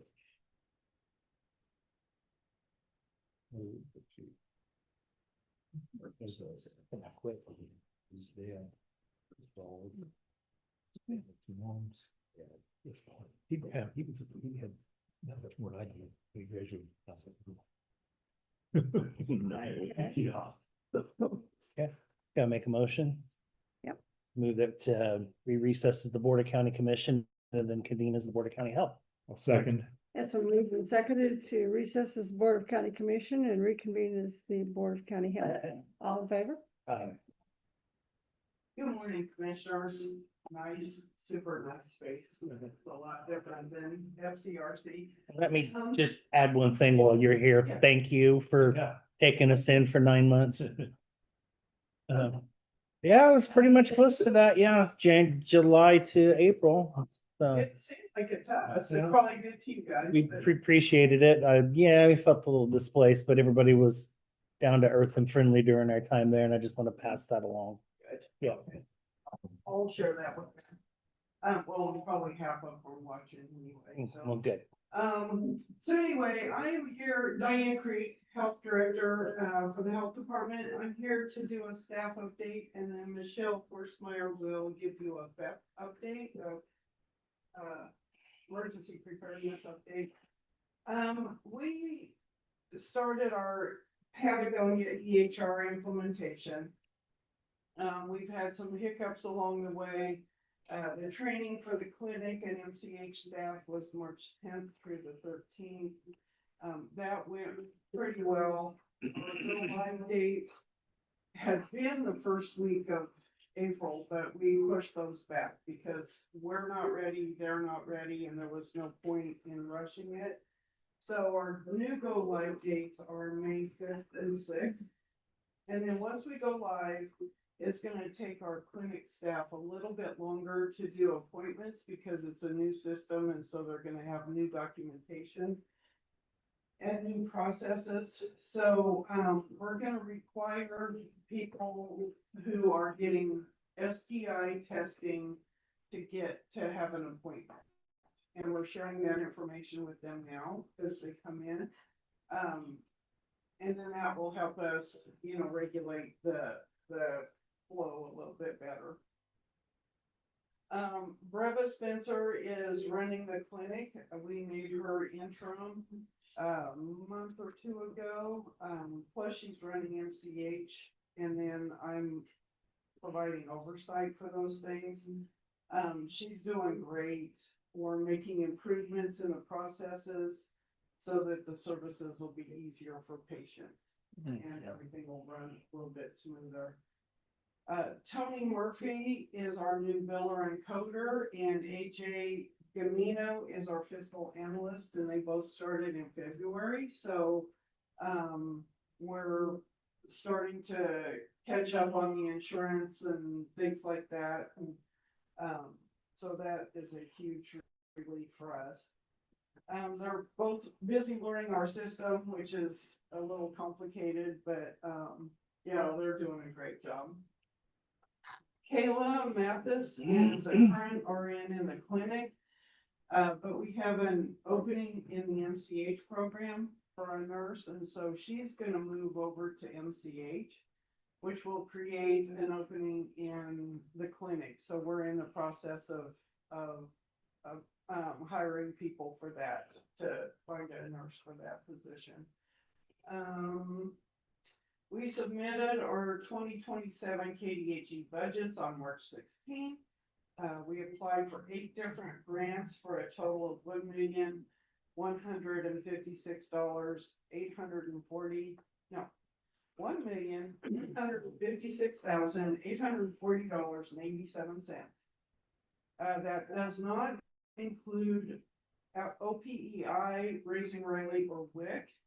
OPEI and Raising Riley were submitted about a month and a half ago.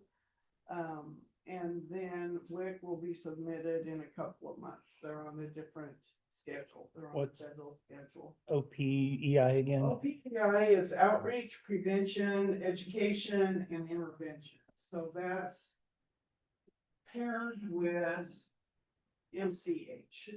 So that's part of MCH.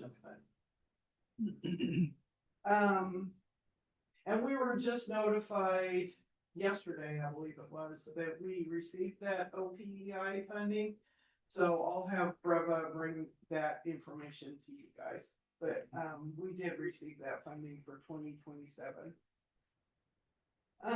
We've been working on our 2027 county budget for the past month. 12 separate budgets. It's just a work in progress, and it's like a moving target all the time. So, we're trying to make them as tight as possible, without strangling the health department. And we're also working on gathering some state fiscal year 25 audit information for Brittany, which is difficult to do because, it's not like I can just go someplace and get the information. There's a lot of math involved and a lot of reports that I have to pull. So, anyway, that's what is happening in my world. I will turn it over to Michelle. Good morning, Commissioners. Michelle Horstmeyer. I'm the Public Health Emergency Preparedness Coordinator for Riley County and the Wildcat region. Just a few little updates. I haven't come to you guys before, so I thought I'd give you some updates on what's going on. My intern Stella and I are currently working on the biological incident annex and all of its attachment. That includes the infectious disease and isolation quarantine plan, which I will have to give a check up on some of that stuff because some of the laws have changed on that. I have updated our COOP plan, our continuing of operations plan. However, there's some talk from the state about changing that template. So before I bring it to you guys for approval, I'm just waiting to see what they change because I don't want to bring it to you and then have to change it again and bring it to you again. So, and then as you all know, Vivian and I brought our CERT plan, our crisis and emergency risk communication plan. So that is completed. I will update that with the new PIO information when that person is hired. And then I'm working with emergency management and EMS on finalizing our ESF8 function plan. We've had a few exercises. Robert with emergency management and I held the CMS exercise in October of 2025. We'll have another exercise this year. This year I will include the region as well. So some Geary County health care facilities and Potawatomi County health care facilities will hopefully come. So we can all work together as a region. We at KDHE held our FEC exercise on March 24th. All health departments for the Wildcat region were in participation. And then based on those gaps, I am planning on holding a PODS exercise, point of dispensing exercise, either late this year or early next year for the health department staff. I have been working with KDHE, all the regional coordinators have been working with KDHE to discuss the possibilities of restructuring the regions. So that's, they've had multiple meetings, surveys sent out, so that's kind of a process. I've attended all the necessary KDHE regional coordinator meetings and informational meetings. I did the Wildcat Region IPPW for KDHE. And then also assisted on that exercise that we held in March. And continuously working with Potawatomi County and Geary County to assist with supply procurement. We hold quarterly meetings and then other functions with them. One of my progress reports requirements is reviewing the other county CERT plans. I'm currently working on Scott counties and then I work on Geary County, so I'm finished with that. the region, we've been working on providing stop the bleed kits for the schools. Potawatomi County has finished, with all their schools providing stop the bleed kits. I'm hoping to get, the rest of 384, so this side of Riley County's 384, here soon, and then we'll move on to 383 and 475. And then Diane and I attended the Disaster Behavioral Health Conference in Missouri a few weeks ago. And then updating supplies and CRMTS and our IMAX inventory systems. I've been attending the regular regional HSE meetings. I did go to a cybersecurity tabletop and a burn mass casualty tabletop yesterday. And then all the local health department webinars and Region 7 bi-weekly webinars to stay up to date on all epidemiology issues. We recently combined our epidemiology team and our emergency preparedness team into one committee, our Epi Preparedness Committee. That's a Riley County HD internal team. And then the biggest thing for you that I have for you is our FIFA preparedness update. So I've been attending weekly FIFA updates with various organizations. I've attended all FIFA infectious disease webinars that we're updating the state on all the possible infectious diseases that come over with our visitors. And then we will have weekly updates coming in May. And then Kansas City is, as you may know, hosting Argentina, Algeria. Will be based in Lawrence, England, and the Netherlands. The Fan Fest and the games are June 11th through July 11th. Casey's expecting anywhere between 6,800,000 people to 1.2 million people over the 6-week period. Maybe more depending on which opposing teams, because there's still some that are up in the air. It has to be played first. But with Argentina, that's a pretty popular team, and it's big in Argentina, so we'll probably see it. So it is in England too. Yeah. Yeah.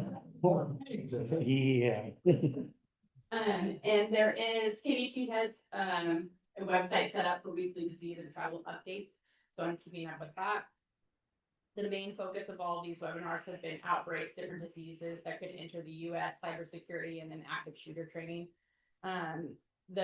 One of the big things is in Argentina or in the Southern Hemisphere, it'll be RSV and flu season. So we'll be on the downward trend of that season, so they could bring some of that, so that could extend our season. And then just concern with med surge, just because of the influx of people. So Casey's very well equipped, and they handle a lot of big events, so I think they'll be okay. That's all I got for you. Do you have any questions for me? No. Yeah. Commissioner, yeah, Brittany up at 10:30. We need to have somebody look at the motion detectors. They're not apparently working, Rich. Well, it is. They're not working in my office and they're not working out in the hallway there either. Well, their lights are going off like. the That's lights what are- they're supposed to, but they're supposed to be a motion detector to turn them back on. Oh, yeah. And that's not working. Yeah, that just went boom, it went off in I just turned it back on in my office and. It's not- that's all. That's what that little thing on the switches over there is the, On top of it. yeah, Oh, apparently it's not working. yeah, I was thinking maybe these will go off too. I think there's enough movement in here. We should be okay, hopefully. But So you have to have movement or they. yeah, Oh, We well, just had. but it's a good energy Had saving. movement in there, and they didn't go off. No. Well, I watched Mike come in here and they Yeah. didn't pop back on either, so Mhm. you have to turn them back on, Jake. All sorts of fun stuff. Or either that or disable the, So the motion detector will turn them off, but it won't. Looks like click on. the detective's trying to do something, but. well, we may need to either Disabled. disable that or make sure it's working. Put on my electrician's hat real quick. Shocking. Nicely done, nicely done. Teed up and it took off. So that's the little light thing. Yeah, Yeah, it was. I don't know, I can't, yeah, you can see them over there on the light switch over there. Yeah, there's some on that one. Kind of behind you here. Rich. Oh, Ooh, that works. This- For fat me. It should point. I know. It's not doing. What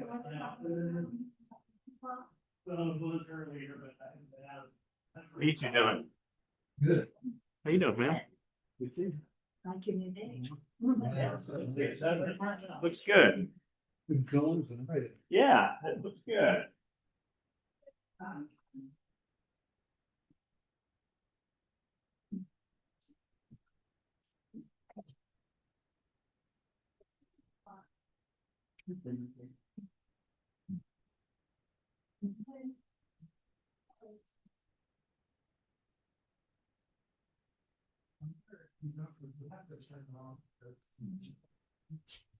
They have a. Yeah, we can get you to your slide when it's time. Do you just tell them to next slide? No,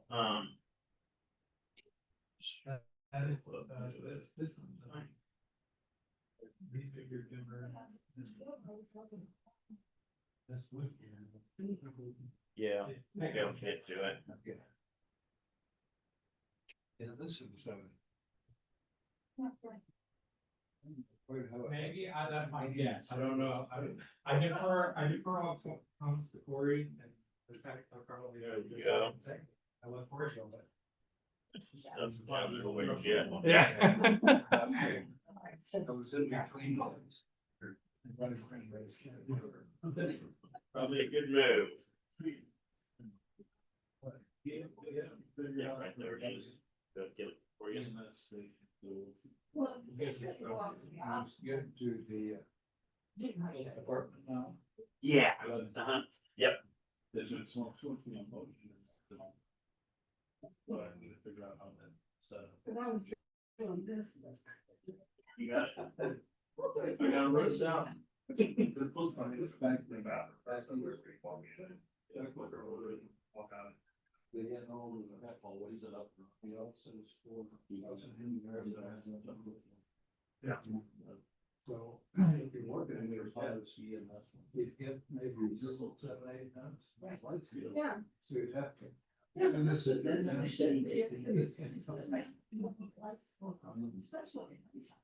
We have glass doors, so everybody can see it, waiting. Got great.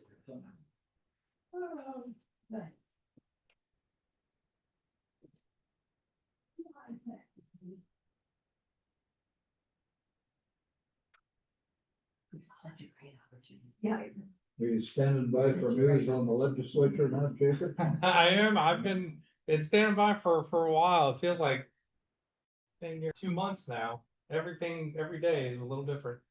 I think there were 14 included in the message yesterday. No kidding, yeah. Not many of them, well, I guess for Rich, there's about 5 in there that have to do with elections in various ways. Yeah, interesting. We'll see how they go. I'm also interested to see, on the line item vetoes for budget, what ends up going on there. She had some interesting comments on that. Yeah, I saw, I think a draft of what she wanted to do for budget last night. Yeah. I don't know how you, at this point, I don't know what that even means, so. Yeah, it seems a little late Yeah. for all that. Guess we was waiting for something more on tax. Yeah, maybe. I talked to one of the guys that was set by me up there, he's from Pittsburgh, Yeah. and he had the same feeling I did a couple of years ago. We kind of snipped at a few things and then now we don't have much to bite at anymore. Right. Yeah. Yeah. We went after, instead of property tax, we went after the flat tax, if you remember. I do remember that, yeah. Well, and at least, there was some compromise made there. But doesn't seem like we could get there on property tax this year. Adam Smith, who is the chair, is way out.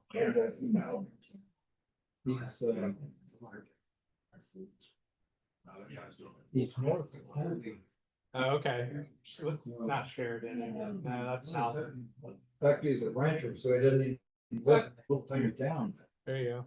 He knows about Texas, he's got a Democrat that's probably knows even more than. Between the two of them, they know what should be done. It's surprising that how much ranchers and those folks out there, I mean, they gotta know those systems in and out, and they use it to the fullest extent possible. I mean, they are on top of that, any good one. I mean, that's, last couple of years, there has been a bit of a relation, that's not the guidance. Yeah. Then the big beautiful bill, books and. It sure does. Do you think, they're gonna keep on with this accelerated session, or are they maybe realizing that that's not ideal? The argument I was making is to get people like you up there, your age, Yes. you're gonna have to think through what is it that they can do. In other words, can they come home on a Friday and do some work in whatever they're doing, or Yeah. take the kids to soccer or something? And by closing that up, now these people can't come home on Friday, so that means that now you're out past the line, you know? Yeah. The rest of the state, you already get home on Friday. But for most of the guys. Even on a long weekend, so. Yeah, I think it didn't do any good to attract younger people. Yeah, I mean, you have anything during the legislative session is now occupied. Yeah. And I'm not sure what you gain, you know, I mean, it compresses everything, and we were talking a couple of weeks ago. There used to be, in my memory, the number of bills that came out of the House and the Senate were close. I mean, the House always had more. Yeah. But this time, like, it's 503.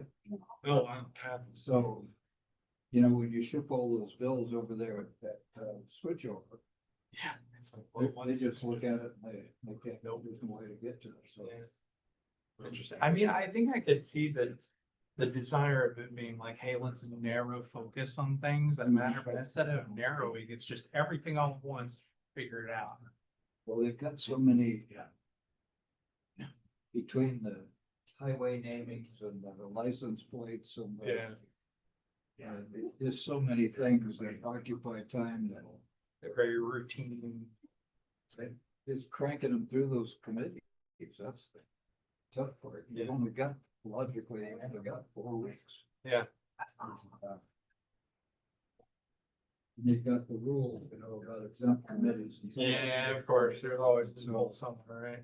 I mean, if you know somebody on particularly Fed and State, those guys get probably 30, 40 bills at the last minute, you know, that people want to say. It's all strategy. Yeah. There, that's for sure. Are you happy to be no longer part of that? Well, I am, I enjoy working with those folks, and I enjoy trying to do things for people in Kansas, but the kind of games that actually are begun by the parties, not the legislature. And the overwhelming strength of the Republican Party. You know, I signed up for most things for.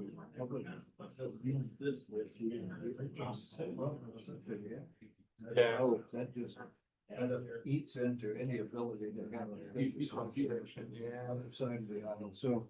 It's in my, you know, the last 20 years of my career in the Army don't lend itself to. Really there for no good reason. No, yeah. It's so frustrating. So it's funny, right before I got the job here, I went for my head into Jack. And didn't get it. I got fairly close, but I ended up not getting selected, but that should have sailed at this point, but I was interested. We still have, you know, Harry is still Well, he's a preacher, man. He was my drag.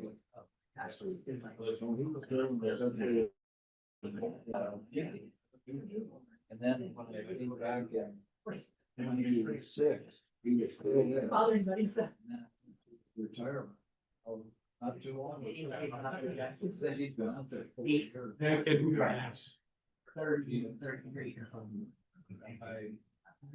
asked you, hey, he played ball for KU, hurt his knee.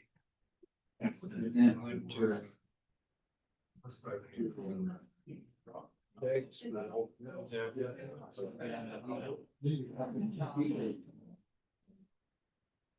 Probably 25 years, and then we moved back there to Manhattan.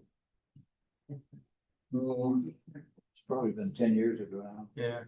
He's part of that coffee group that rides in the parade. Oh, there you go. That's, you know, that little trailer. Yeah. Small world. Here in Manhattan, it's, you know, I grew up in a small town, like 2000. It's definitely, I've gone to Bill, Arkansas, which is a pretty big area. And now Manhattan, it's really nice to have that, like, it's still, it's a lot of things in here, but it's not crazy. It's big enough that it has stuff, it's still got the small town kind of personal relationship. Yeah. I grew up in a town of about, see, when I graduated from high school, there was 7,000. Yeah. Eastern Washington. Yeah. Washington, huh? Yeah. That's We were only scenery 50 change. miles from British Columbia. No kidding. So this is my brother, as soon as I retired here in 2004. He began calling me up. There. Pine trees and water and. It's gotta be barren in comparison. I told him it's all about the people, you know, and Yeah. my 2 oldest girls are over in Seattle, so that's even completely different. Can't imagine. Well, I would wanna go visit, but probably not a place for me. Well, in the 60s and 70s, even into the 80s, this was, Seattle was the place that everybody was advertised as a different city. Oh, yeah. I also before, you know, all the big companies, Nike and. What is it? Californians began to come. So we've gone through probably 20 years. A growing homeless population. People sitting by makes of ramps and Yeah. graffiti on their sides. Makes you thankful that, you know, cities and counties like this, you know, look at our problems. It could sure be a lot worse. Yep. Yeah, we've got a pretty darn good balance. There's always things to do. Yeah, no shortage there. Keeps us busy, keeps you busy. So you guys- What's on your, what are you on? 11:10? No, who's next? I thought you were next. Still got health and so. Yeah, we got somebody at 10:30, so we got somebody here. And then Elizabeth, I think, is after. Yeah, after me. so you got a little bit of time yet? Hey, at least hopefully the new chair when we're coming. Yeah, and I'm amazed that we Oh, we have a got so much. A lot, I agree. I don't know what it is, but. It's a desperation even you're a smoker. I don't understand. The geometry is just messing with my head. We check that executive session room again. Use it. Oh. Because. Here, Yeah. and there are acoustic. Well, no, remember, I heard you guys Oh, today. And I was sitting out probably where John was while you guys walked in and talked. Sorry. So there ain't, That was there, yeah. So basically, if we were gonna have an executive session in their room, everybody would have to leave anyways. Nobody could. Well, I think I James said you can get acoustic panels. That's true, you could. Yeah. Good. I don't know how well, I don't know how well that went. He said that there were good sized ones in different Yeah. places to use that. So I don't know, might want to check into that. I don't know. Yeah. Sorry, John. I mean, I appreciate that. A lot of people just leave. I mean, it's for them to sleep, so. I appreciate somebody after my own heart. Softly, so yay. SharePoint, SharePoint. Yeah. SharePoint might be the next me this year. I'm trying to use more of that lately. Ready for me, Commissioner? Yes. Okay, good morning, Commissioners. Brittany Phillips, Budget and Finance Officer here to present the monthly cash flows. I will start with economic development. You can see we are at 25% of the year. Obviously, we did not bring in any revenue for the month of March. We spent $58,750 for the month, bringing our total expenditures to $123,905 and our unencumbered cash to $951,174. Any questions on any of these? Next, we have county building. We brought in $13,047 and we spent $25,034, bringing our expenditures to $106,848 and our unencumbered cash to $390,419. Any questions on that one? Okay. Next, we have CIP. We did not bring in any, what is happening? I'm sure we brought in revenue for CIP. I'm having a hard time with these spreadsheets this year. We spent $82,202 for the month of March and spent total for the year $471,666. And our total unencumbered cash balance is $29,903,786. And this includes what is happening. It's that AI thing you were slamming earlier. Yeah. Okay. Okay, so this includes the new projects that you guys just approved as well. So you can see like the generator for the jail and stuff, those other projects as well. So those are all on there now.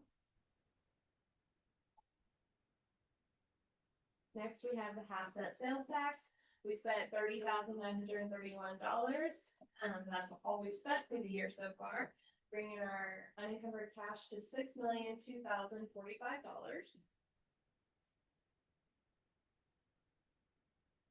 Our other sales tax, we brought in $206,725, and we spent $68,143, bringing our unencumbered cash to $8,117,268. Any questions on any of those? Okay. And there should be ARPA report is in here as well. So this is updated, and I added a section in here. Okay. It's hard to see here. So I added a section in here just so you guys can see kind of what we talked about when we talked at the CIP work session, the difference between all the projects that we have approved, because we had talked about that CIP reserve, the CARES funds, and how much we'll need to pull from that to continue funding these projects. And so we still, this number hasn't changed to $600,574 that we will be short of funds that we can then use the CARES funds for CIP. There'll be a little bit of interest garnered too. That'll make up the difference too, right? And I don't think $600,000 worth. Well, no, but I mean, yeah. not the true total when we get to the end of the year is what I'm saying. Yeah, but I think, so EM is so, I mean, you only have a few more months left.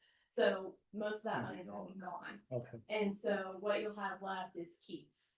And so you'll have, you know, $396,000 in that account. So yes, we'll earn interest on that, but not enough. And so we'll be, no matter what, we're dipping into those CARES funds and the CIP reserve. So any questions on any of those? Okay.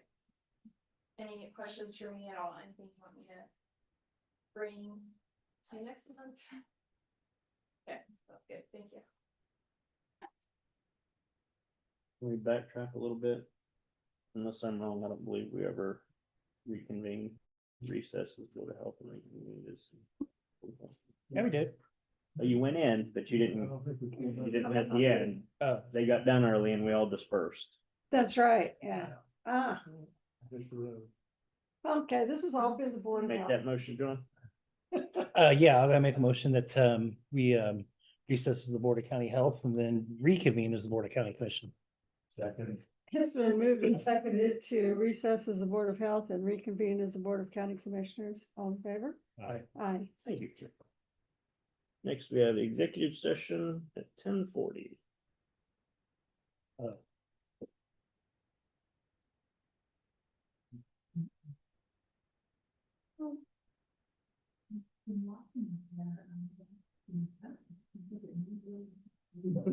Clicked.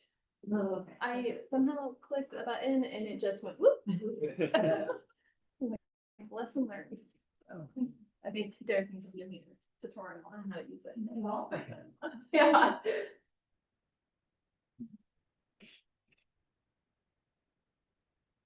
How's Megan? Good. It's kind of doing this little arky thing around us, yes. I know, I never get any. I've had allergies since about Saturday and it's just.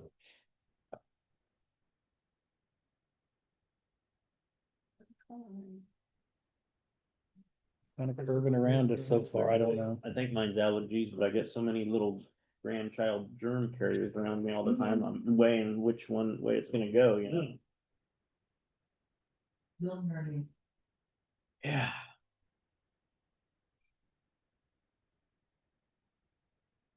Brittany claims there's gremlins running the computer system. That's not what I said. Somebody else said it was AI. Never takes responsibility for those things, never. If you hit the button on top, that's what does it, so just re-hit it. So if you hit it and you. I know. So then you re-hit it, shut it off. You hear that, Brittany? No. If you do that, you hit the button on top of the mouse Mhm. and to get it stopped, hit that button again. Okay. I mean, I just let it go and I was like, I heard this okay, stuff there, well, so. it's on No, there. it's on that, so it's not on this. It all looks different. I can't see anything on the screen. No one, everyone knows the first chip on the new job was not done by me. It was here prior to me getting it. So. Well, it may not be Oh, there's bad, one there too, there, huh? And everything. probably not bad to get some corners or something to put on there. I'm sure there's some touch-up paint.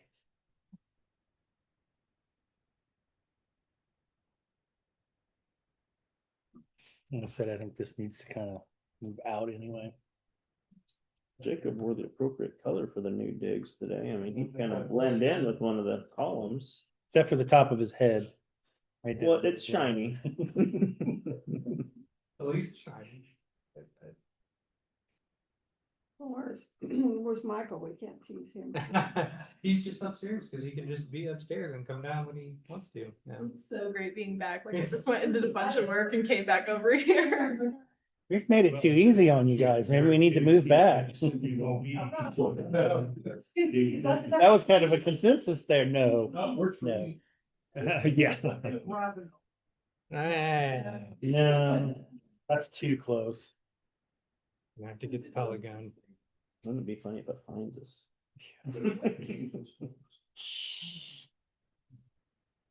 It'll be its last day. And we will get Brittany color again.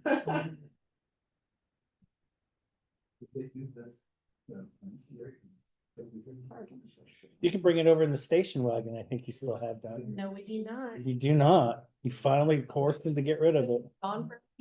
Wow.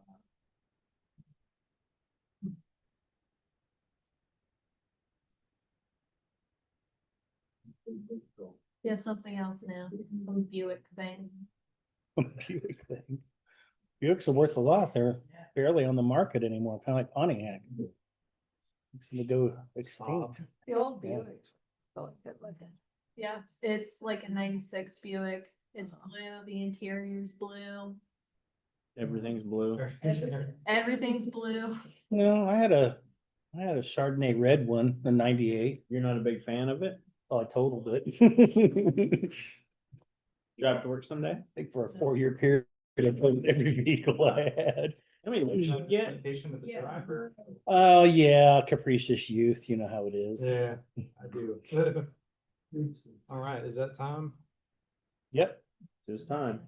I move that the county commissioners, including Chairwoman Pokey, Vice Chair Ford, and Commissioner McKinley, with Jeff Hanson, County Counselor, Attorney for the Commission, Elizabeth Ford, Human Resource Director, and Megan Lewis, Community Corrections Director, recess into executive session pursuant to the non-elected personnel matters exception to the Kansas Open Meetings Act in order to evaluate the performance of the department head and the open meeting to resume in the county commission chamber at 11:10 a.m.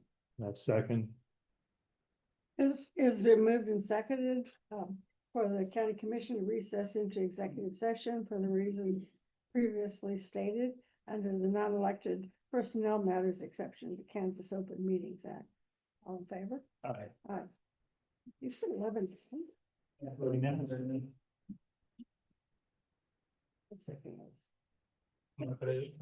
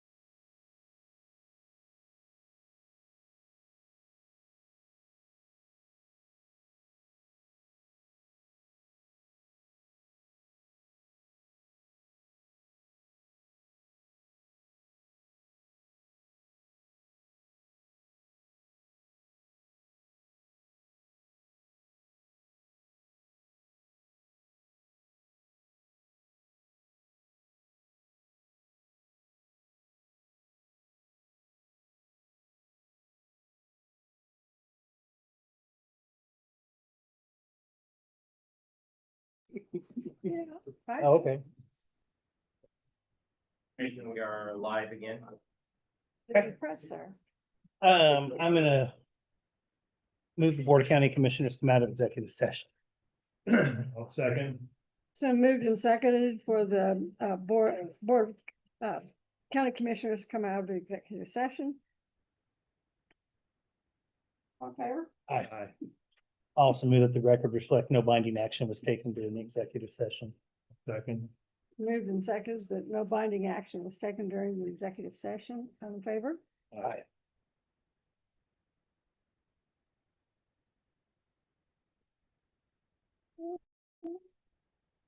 Sure, it's time for Mike Dodson.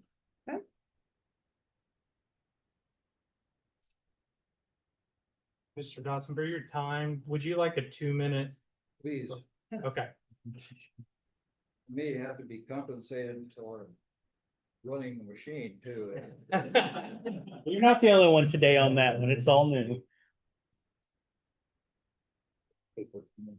So, thanks again for having me down here, and I want to congratulate you on this great space. This is really accommodates a lot more people, and I hope it's better for you as well. Most of the things I'm gonna say, you probably already know. I just wanted to highlight a couple of things as we go through to kind of solidify where we were coming from in a couple of items. So the one of the basic difficulties here, as you well know, is the Kansas statutes have kind of tied your hands on the ability to coordinate among both externally and internally because of the Open Meetings Act. And the internal management structure across those 12 departments, I think, is hindered by not being able to just sit down, one or three of you, and talk with them. Then externally, we really don't have any counterpart to interact with the city manager, or let's say the external affairs officer at KSU or even Fort Riley. So some of these things are just facilitating the Riley County government along with your counterparts across the county. And then one of the things I want to talk about is having a seat at the table. I know that either one or more of you have mentioned not having a seat at the table. And that is basically a problem of not having an administrator in our view. So one of the things that I would like to equate here is the Riley County Commission. If you look at this like a board of directors where they issue guidance and policy, and you have an administrator then who can do the day-to-day activities and coordinate with staff, that to me is a good model. And it gives you a seat at the table. And as you look at the 5 or 6 counties that are bigger than us, and I would include Johnson and Sedgwick, who have a county manager, they all have county administrators. Some of the other benefits of this design is it allows you to kind of think about policy and think more strategically. And then, as you know, across these election cycles, and you've all commented how difficult it is to kind of get acquainted, particularly with a budget. This would help in that regard as well. And I think giving kind of a new focus to the commissioners would also help us attract a broader pool of candidates along the way. So if we go back to the 23rd of February, you remember you hired Dave Cooper in the May timeframe, and then he developed a recommendation for you. And that recommendation was essentially what our group had been working on. And I think I talked with each one of you individually, at least over the time frame starting in July of 2025. And in that, he recommended a county administrator. Now, the other thing is, why do we want to do this in the near term? Well, we're going to have significant experience to be lost. We've got elections coming up. Thankfully, those are spaced a little bit for us. But we've got a county clerk who has been in this business for over 29 years. And he's also built a kind of a network, a system of trust with the department heads. And he's also, if you look under KSA 19, there's also things in there that he's doing, but also things in there that are normally assigned to others, elected officials, and others that are hired. So here's the old system, the system you're under currently. And you see that these lines of control are not from one commissioner down to the department heads. They're basically kind of group management. And then I think the other difficulty is up there at the top right, where you see the interaction with the other elected officials. So one of the models that we have looked at from probably about July or August timeframe was the insertion there in the middle left of a county administrator. So you still have a connection from those department heads to the BOCC. The county administrator then is able to coordinate daily activities with those both department heads. Then you see in the top right, there's also a connection between that administrator and the elected officials. And you see the connection externally to KSU, the city, and Chamber of Commerce, and so on.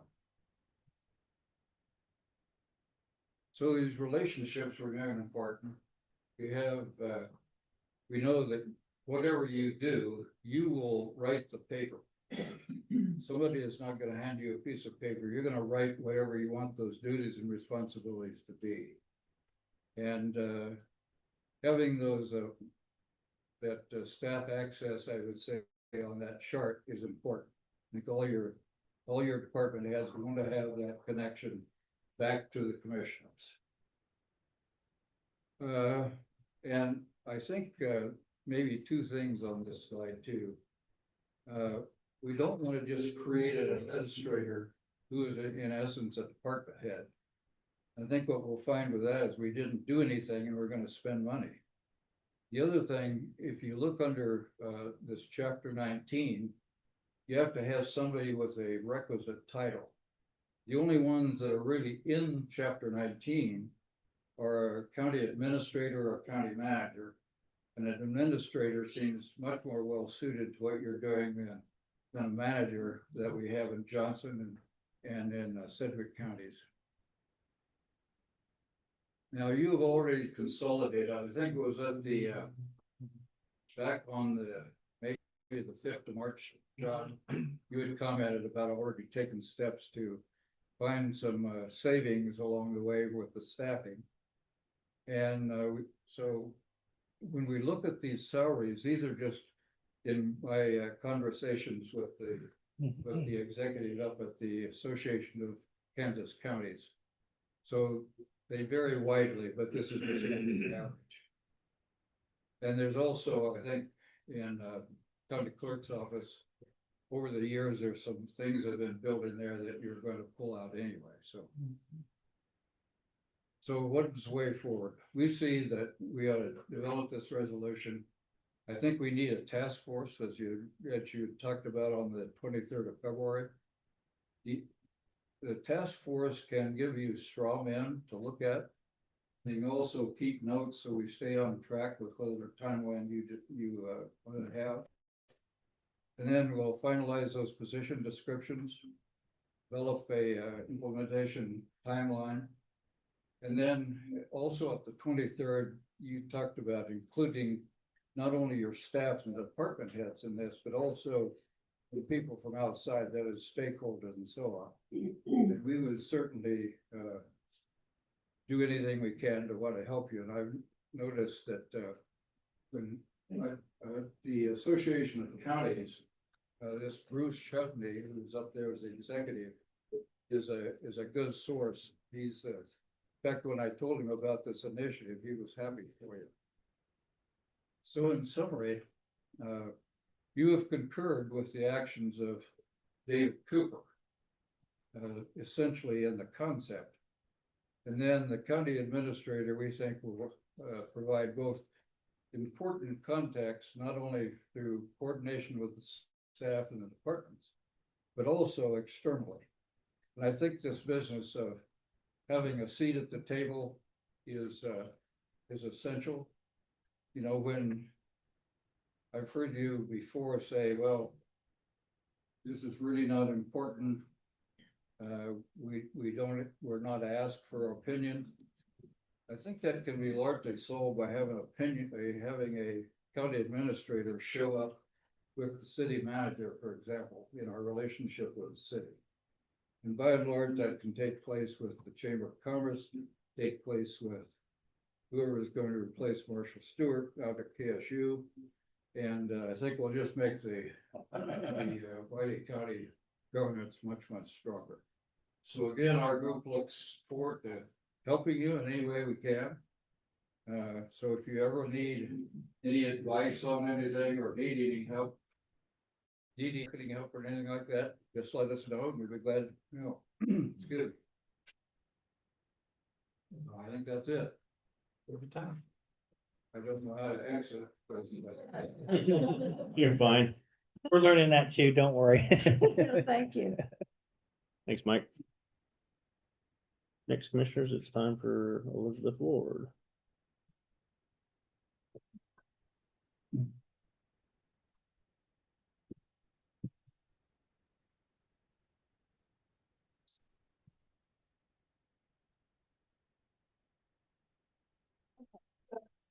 Commissioner Elizabeth Ward, Human Resources Director. And I do not have any attachments, but I know that I sent you some. NACO thing. Oh, sorry, I'm ready to go. I'm ready to just jump to the next thing. I am too, but. Okay, sorry. Skipping. Okay, you go, I'm just ready to jump to the Apologize, yeah, but nothing to. New places just going everyone off. Yeah, I'm just off. Okay. Did you have anything on that? Probably? So first, let's do NACO, and I do have a little adaptation to this one as well. So in the past, you have already agreed and actually purchased 5 seats for the NACO High Performing Leadership Academy in 2025. We sent 2 folk in 2025, and we had 3 seats left for 2026. And so we did put out the applications across Riley County. Amy Mangus and Amanda Webb and Vivian Leva were the committee that kind of reviewed all of the candidates and selected the people that they would like to recommend. They did choose 3 people.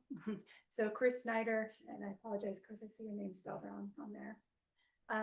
Joe Godown and Alex Protzman.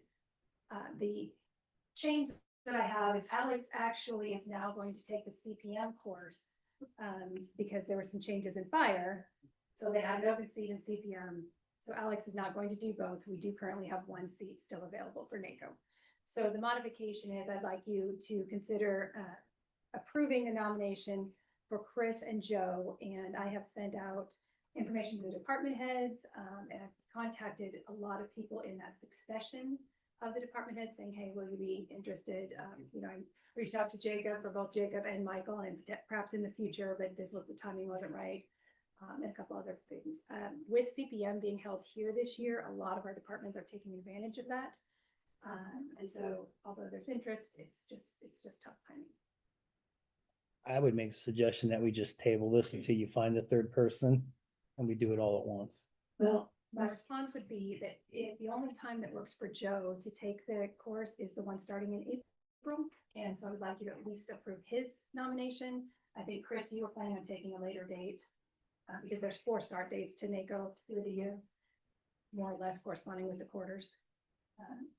So I would at least ask if we could approve Joe and we could see that 3rd seat. And each one is an individual seat. I don't think a reason we shouldn't approve 2. Yeah. Right. And we That's what I do the 2 that are approved so far. Get a motion? I've moved to approve Chris Snyder and Joe, go down. I don't know. Go down. Go down. I never know for how to pronounce it. For the leadership training programs in 2026. I'll second. Go ahead, second. I'm good. Okay, it's been moved and seconded to approve Chris Snyder and Joseph Godown for the leadership training programs in 2026. All in favor? Aye. Aye. Thank you, Commissioners. And I do assure you, John, that this is not off my radar. This is a priority to have that city built. We've already committed the dollars for it, so. Well, they're supposed to be putting a legacy program together too, which he would definitely fit in the definition of that. And it's supposed to be a lot of savings involved in that Good. moving forward. So be looking for that in 26. Well, and I'll remind you and the audience that we actually paid half price for these, so we already have paid less than we would have for just the 2 seats in 2025, which doesn't mean that I don't think it's a priority, but we'll keep trying to get that third seat filled.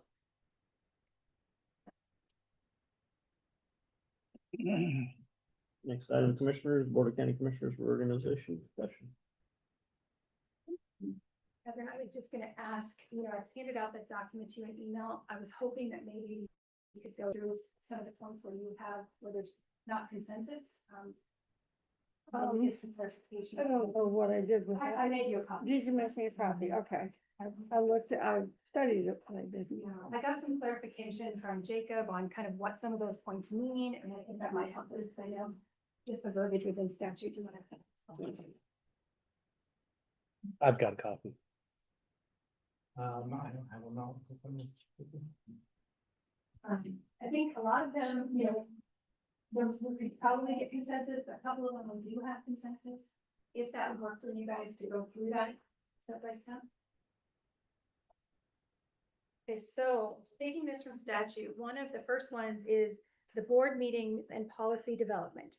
So you have the ability to assign the administrator to attend all meetings of the board, and I've received consensus on that point.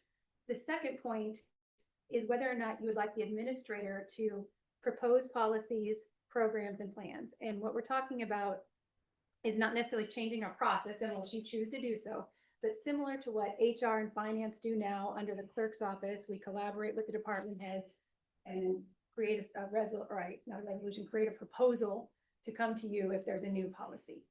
Would you like the administrator to be the one presenting that, or his or her staff? So it may still be finance or HR. Would you like that to remain indifferent? And that you're just talking about policies like,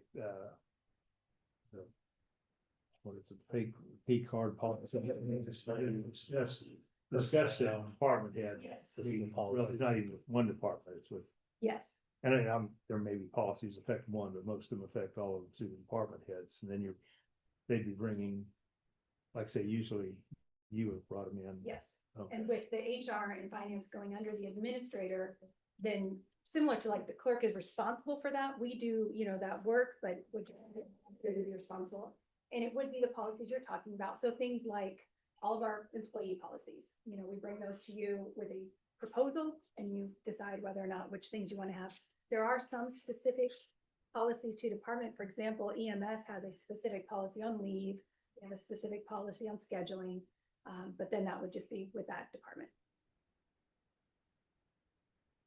And remember, one of the things Jacob and I really talked about is none of this is decision-making. All of the decisions still lie at the commissioner's level. It's just who do you want to coordinate, present, be the spokesperson of. Well, I think from my perspective, that's kind of the point. Having just the one person consistently work with on those ideas. I mean, you're going to want them to obviously, as you've said in the bullet point there, to collaborate with department heads and then staff that are immediately under them. But I think for the pure meaning of effectiveness and efficiency and streamlining, it would be better to have the one individual, whomever that person. We could write that into the job description that Right. they're expected to collaborate. Okay. I mean, it's our current process, so it wouldn't be different. Yeah, that would be okay. So consensus that the 3 points will go to the administrator. Correct. Mm-hmm. All right, the second one is the same kind of idea, but it's specific to budget and strategic planning. So at this point, Brittany is the coordinator of all of the budgets. First I work with the department heads on personnel, and then that gets folded into the entire budget. She works with every department head on their budget, and then she presents that. And so would you like that responsibility to stay in the administrator's job duties? Or would you like that to be moved to department heads? I'd still like to see each department head, as they do now, presenting. And then if the administrator or Brittany puts it all together at the end, but I still like to see each one present, each department head presenting their own. Yeah, so a process would still be that each department head comes to defend or justify their department's budget. Yeah, So my suggestion is that we would have the administrator responsible for the coordination, the compilation, I don't know if I'm thinking of the right words, and that you would want a process to be each department defends their part of the budget. well, wouldn't it come to us first and then have it coordinated? Well, it doesn't now. Right now, it all comes through Brittany. She puts it together in a budget. She makes sure it complies with policies. And then when she brings those different pieces, that's when it's presented to you in a, because if it Well, came the to you. department heads bring to us individually before she. Yeah. They do. Okay. Yeah. Brittany Phillips, Budget and Finance Officer. So like Elizabeth was saying, so I put together all the budget development worksheets for all the department heads. I distribute those out, beginning of April. I work with all of the department heads to go through their budgets and project costs for the next year, insurance, various things, looking at history. And then we have them prepare a memo and I get it scheduled on the agenda for them to present to you.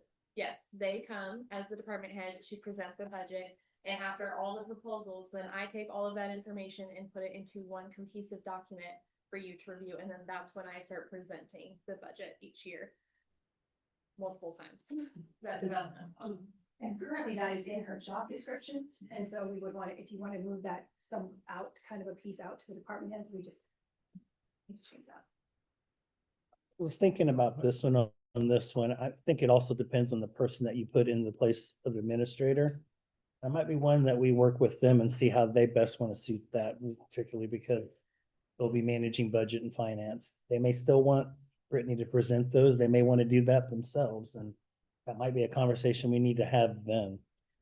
So you're gonna hear me say a couple times as HR that you guys need to be really clear on what you want, so you find the person that will do the duties that you wanna have. I don't think you wanna leave like, process, how they wanna handle it. That's what I mean. Yes, process, Right. but responsibility, I think the responsibility, if you, and you guys have the authority legally to decide however you wanna do it. But HR best practice would be to know really what you want. Otherwise you get real gray and you have multiple candidates come in with different ideas of how to do it. And they all sound doable, but they won't necessarily meet what you want because we didn't define it. What about if we have the department heads come up with a proposal and then bring it to us first, and then after we've gone through it, then we take it to Brittany and have her work it into the budget. Is it how that would work? Because I'm not. Might stand up there. Yeah. Sorry. Yeah, sorry. I'm not sure if that is, tell me if I'm wrong, but I think your question is, do you still want me presenting budgets and doing all of that work, or do you want that to lie with the administrator? Correct? Is that your question? Because if you are under the administrator, I'll have to say, do you want it to stay as it is under the administrator? If so, the process of who does it, like John says, whether he or she has Brittany do it, or he or she does it himself, okay. But do you want this responsibility to coordinate the budgets of the 15 departments and get them consolidated into a presentation through the multiple steps that we take? Do you want that to be under the administrators or your responsibility Well, Versus me, right? versus the Versus the department heads?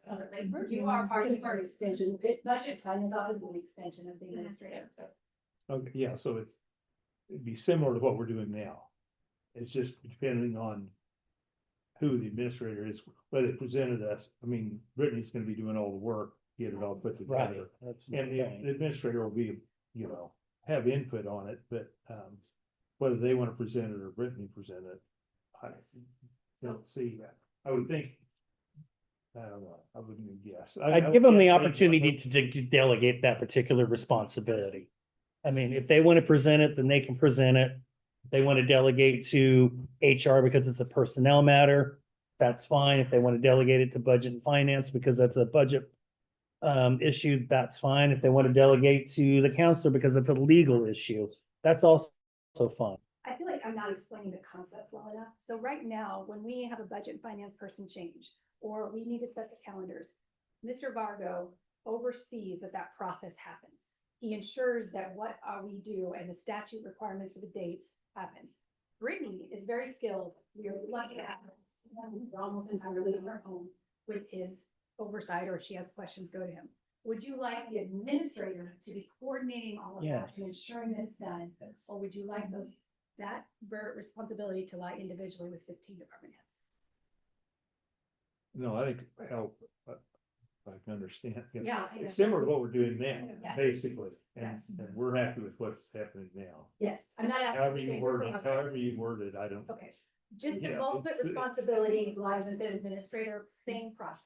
yeah. And what the county clerk does, well, what Rich does now would go then to the administrator as far as. That's what I would suggest, yeah. So the next clerk coming would not have that responsibility. Because my understanding, and Jacob, my understanding, that part of what Rich does is not the clerk responsibility. It is how he acts as currently as an administrator that does those services. So that, I take that whole piece and put it in. Put it there, yeah, that makes sense. Just so it's clear though, the one final responsibility statutory of the clerks is to review and approve all budgets for all public entities, including Riley counties, to see if maybe the administrator or the budget and finance officer did anything erroneously. We're Yeah. required by statute to do that for all of them. My guess is that's already happening amongst all the other counties that have this set up. by statute. Right, yeah. So this, we're talking about the preparation, planning, Coordination. presentation, coordination, yes, not changing any statute. So we're saying prep and coordination goes to. So yeah, goes to number the 2 administrator. goes to an administrator is what I'm hearing.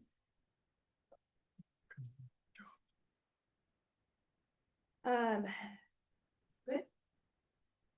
Okay, so number 3, I know this was a little bit of the wording was confusing. I want to make sure you all understand that this is for the boards that the commissioners assign. So the examples would be law board, planning board, other appointed boards, the health advisory board, for example. Right now, the way, and I talked to Cindy about this just to get clarification, right now, the person who's the POC, so it could be a department head, it could be an outside group, is responsible for getting people to be on the board, recruiting people, identifying people, and then they bring it to you through the clerk's office right now to approve or deny, to appoint those boards. So most of the time, like Amanda she's responsible for the planning board and she will bring those applications. The health advisory board does it as a group, so that health advisory board makes the recommendation that even though Diane is our internal POC, it's that board makes the recommendation. All of that right now is being coordinated by the clerk, but the presentation or the recommendations are coming from those boards.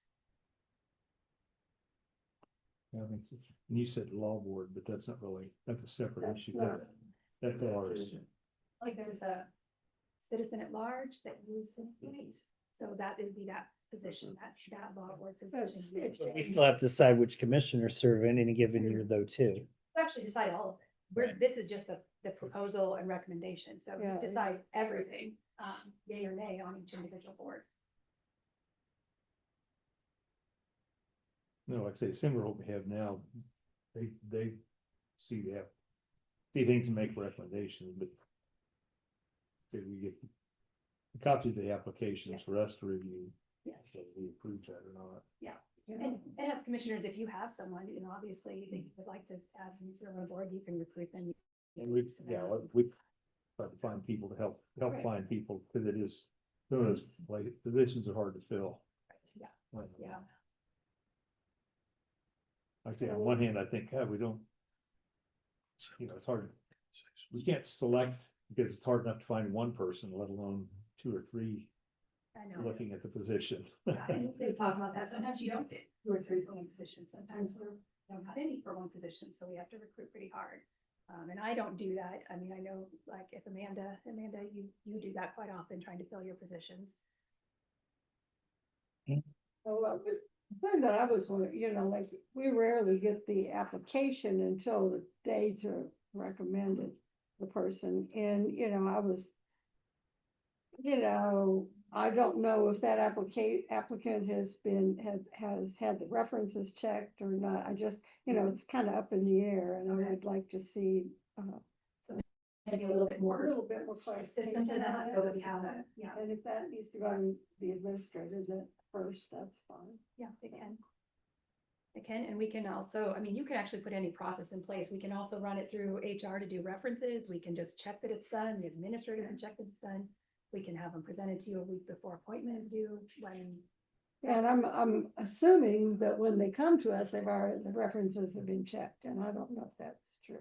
I can't speak to that either. I don't know. So, I don't I know mean, if those references kinds of are- things need to be clarified. So would you like that responsibility to enact that process to go to the administrator?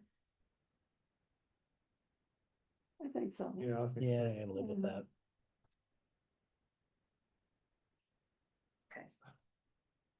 And remember, I guess along the way here, I just want to remind you guys that you will supervise the administrator.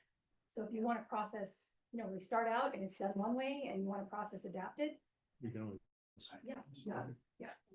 Okay, kind of like we talked about, things won't be perfect on the day one, but we'll just keep adapting and growing, so. Okay, appointed recommendation for county offices. In my opinion, this may have also been a little bit confusing because what are county offices? So speaking with Jacob, the example of this would be your appointed office, such as county counselor, appraiser, coroner, medical advisor. Both the counselor and the appraiser, we run through a hiring process, and then you make the appointment. So you're doing an appointment because you have to appoint them as your offices. The others are appointed through different recommendations, but these are just those offices that have to be appointed. So kind of similar to boards, but a little bit more But they're responsible. considered department heads, though. Some counselor and appraiser, is that the only two officially appointed? The coroner you officially appoint? No, I mean, a department. head. Of department heads, I believe that's correct. would It be is. Just. Well, I mean, the appraiser, I understand, because we have to do the 4-year contract with, and there's some other statutory requirements with, right?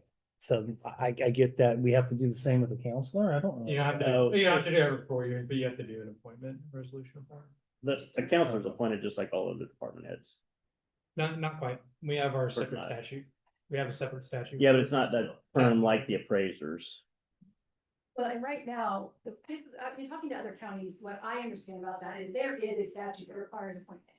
Riley County has always handled those as a process of hiring, and then the boards have appointed the person that they chose to hire. So we are meeting the expectations statute-wise by appointing them. But some counties do it different. Some counties separately don't even do the hiring process for the appraisers. They separately do an appointment, and it's all based on that and surrounds a different process.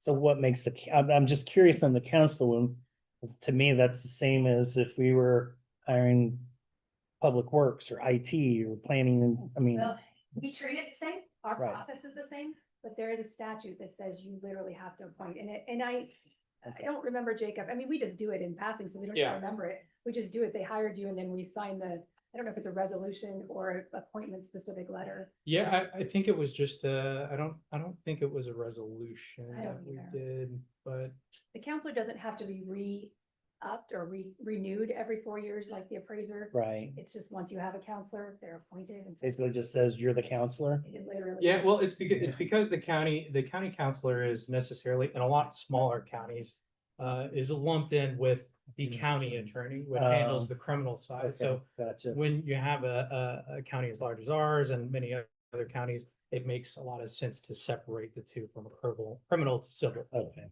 So that's, my office is now to handle that civil side. And I think a lot of also contracts, so then it's not an employee, so they have to appoint that person as, I mean, ours is just, since we get the opportunity to have a county counselor as an employee, we all just flow it into the process, but you still have to appoint. But again, the job of evaluating and selecting counsel and appraiser still should be ours. Okay. I And the agree. other appointed ones, we need Well, like the coroner, and medical advisor, whoever that deals with those recommends that. But Seems like to since me, we treat county, we appoint them, but we can't keep those. Mhm. We treat them as department heads, and I think we need to have the same process of a department head. All right, so can we split those into two pieces? Can we have the administrator recommend the individuals to the board? And we're talking now probably at practice, it'll be the coroner and medical advisor. And can we have the Board of County Commissioners evaluate and recommend compensation, suspension, dismissal, et cetera? I like that. Yeah. So correct me if I'm wrong, but what you're saying there, the commissioners wouldn't interview them? Or do the second one, that Oh, one, hold on. what? I'm sorry. Is that right, Elizabeth? That's what I'm curious. So correct me if I'm wrong, but the way you said that, the commissioners would not interview the next county council, the next appraiser. Well, I would think, yes, I would think it'd be the entire hiring process. We need to write that in. I mean, that's what you're saying. Right. I guess I would You say. said the administrator recommend though. Recommend individuals to the Board of Appointment. So to me, they would be recommending that the person you hired as county counselor is now appointed, the person you hired as appraiser is now appointed. The person that is recommended as coroner, would you like to appoint them? Well, I mean, typically on those, it's usually county council that gets involved in what Yeah, I to hope do with that- those appointments, so. And with coordination. Right. Well, depending if you So choose a that's- group to put counselor under. Right, and that's what I'm saying. And- Exactly, and that's what I was Yeah. insinuating. Yeah. Well, not as. Structure. But as the recommending to the planner, departmental planner. Oh, yes. I'm unsure of your question. I am too. What I understood John to say is that you have been involved with the recommendation of the appointment of. And in such, if you're in the administrator's office, that is still something you would be involved in. I But mean, what I'm also saying is they've been able to review and do the contract every 4 years for the appraiser too. Yeah. So it all loops in the same. Exactly. I'm actually saying the same thing. I Okay. think that it works out well. Yeah. To Okay, have that in that administrator's office. Well, okay. Does that make sense? Yeah. yeah, well, okay. Just want to make sure that the county council is a separate entity. Okay, we have that point. Yeah, Okay, so that's coming up. Okay, so hire, select. So make sure that I'm saying it correctly and everybody knows that the office of the administrator will be responsible for recommending individuals for appointment. Because the board is the appointing authority, and that the BOCC will hire, select, evaluate, recommend compensation, all of the hiring decisions for counselor, appraiser, and any other employed appointment. Sort of appointed office, because, I mean, county councilor, is just like county appraiser, under 1924-248. It talks about the BOCC appointing a county councilor. So again, when we're talking about appointment of positions, those are very specific. Yes, right, And not just any other department head. yes. This But the appointment process person, last you've been hired under been just like Similar. every other appointment, department, head. Not similar, exactly the same. The hiring has been the same. Right, there's just a legal significance. And we're actually separately talking about who will hire, supervise department heads. And so in that capacity, we will still do that. This is the letter of appointment from the county. It seems clear as mud right now. Several of these lines. We'll be Okay, reevaluating some of that should we probably. table that decision? No, I think it made it clear what, we're still gonna hire them, but if somebody, I guess, recommends the person we hired. Yeah, I mean, we just have to do the appointment and it's really. It's a requirement by law, but in our process, we've already chosen, hired the person with the intention to appoint. I think that the idea of the administrator in this role is to be more of a funnel for you guys. I mean, ultimately.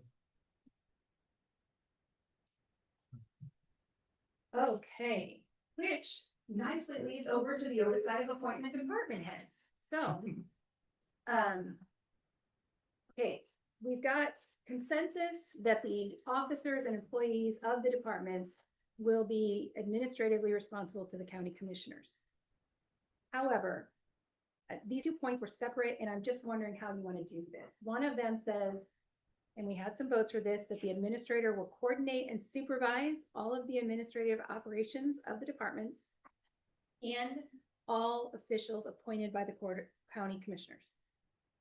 We had more than one vote for that, so that's why it's highlighted in yellow.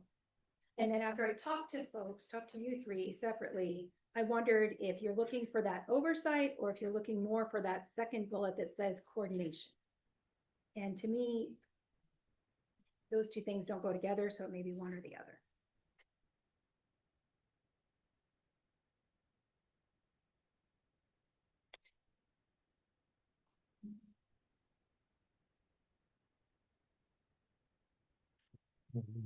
Coordinate.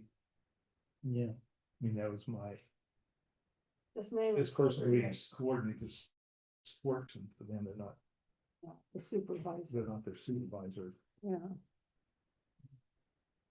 So it'd be number 2, department and office coordination. Elizabeth, do you think you could maybe like provide an example of each, just something basic? Potentially. I'm sorry to put you on the spot. Yeah, no, that's okay. The coordination thing is difficult for me to see in action. I mean, I understand that being at least some of yours intention. I don't know how that will lay out in a job description or how you will enforce it. Maybe an example would be, you know, when we've had a lot of people moving lately, different offices, the administrator would work with IT, with Public Works and whoever else needs to be moved. They would be the person that coordinates everybody moving rather than a 3 amongst themselves.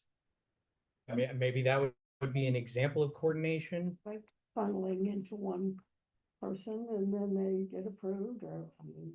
I think that's an example, but I feel like what I've heard from 2 of the commissioners is that they want something more than that, some sort of administrative, and I know you shy away from the word of oversight, but some way to say, hey, everybody is following the same policies, the same budget, the same strategic plan, which is an administrator, to be fair, in most counties. That's what an administrator does. And also, an administrator has then that responsibility to. But are we doing that part already without one? A lot of it is being coordinated, but no one source has oversight. No one source has that responsibility of oversight. And an administrator could ease that. I'm sure you're not here day to day. You're not involved in the, and we know, we've talked about it, right? You're not involved in the day-to-day processes and the day-to-day decisions. It'd be almost impossible, even if we I agree. constructed a model in that fashion. And I think you've all heard me say, this is something that without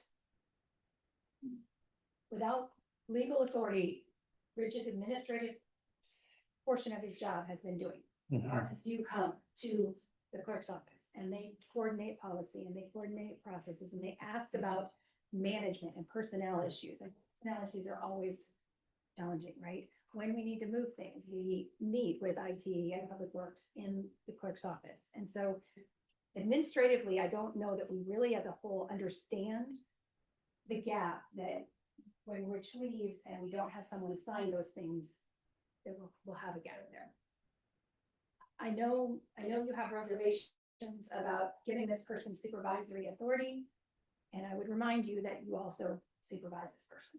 So the supervisory authority flows right to you. If there are things happening that you don't like, it flows right to you. But we got to know that they're happening too. You do. So you gotta hire someone you can trust, someone who does the reporting, someone that you know is a good manager. But so what, because I know, Rich has done the coordination, but he hasn't done the supervision, has he? Has there been no supervision? Is that what you're saying?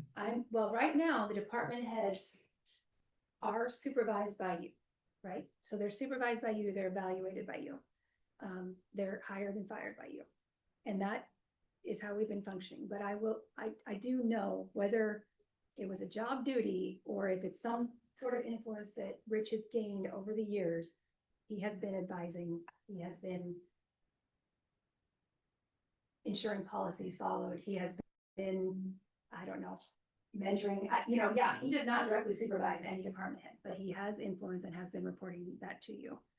And I don't know how you want to handle that gap of, you know, I'm not trying to take anything away from you, like, you are just not available on a minute by minute basis for this, for everything, Well, you know. the issue there isn't so much that, I mean, we could be in our offices 40 hours a week, but each department head then would have to come to us individually to get some sort of consensus or some sort of buy-in, and that's just not an effective approach. So that's what we're dealing with here, is trying to figure out how to coordinate that particular aspect, and this may be one that we really need to pull out of this and discuss separately and really get into the weeds on. So this might be one we want to table at the moment. Think about it. And talk about it. Really get into discussion and really see what maybe other counties do specifically in this environment, whether it's, and you can look at municipalities too and see how they do that. Maybe there's a model that works in the midst of that, and maybe there's not. Well, Mr. Dodson referenced Sarah Polinsky at Douglas County, and she is a very skilled person who is part of their community, from their county, loves their county. You know, I just heard her speak last week at KCCELA. She would be very happy to come in and tell you their trials. We also talked to, it wasn't Miami County, it was Marshall County. Marshall County. They had such good insight. They tried to do this and they did it in two parts, really. They did it without an administrator. They created a financial services oversight.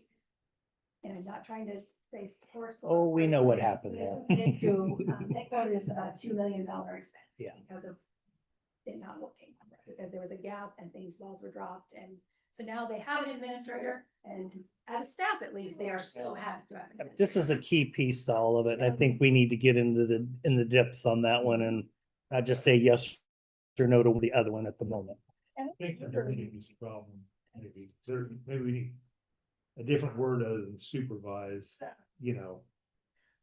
To coordinate and support the administrative operations. And you can see That's something that's, oversight over operations. but like I said, maybe we table, because we could be here Maybe all I'll- day. Yeah, we can.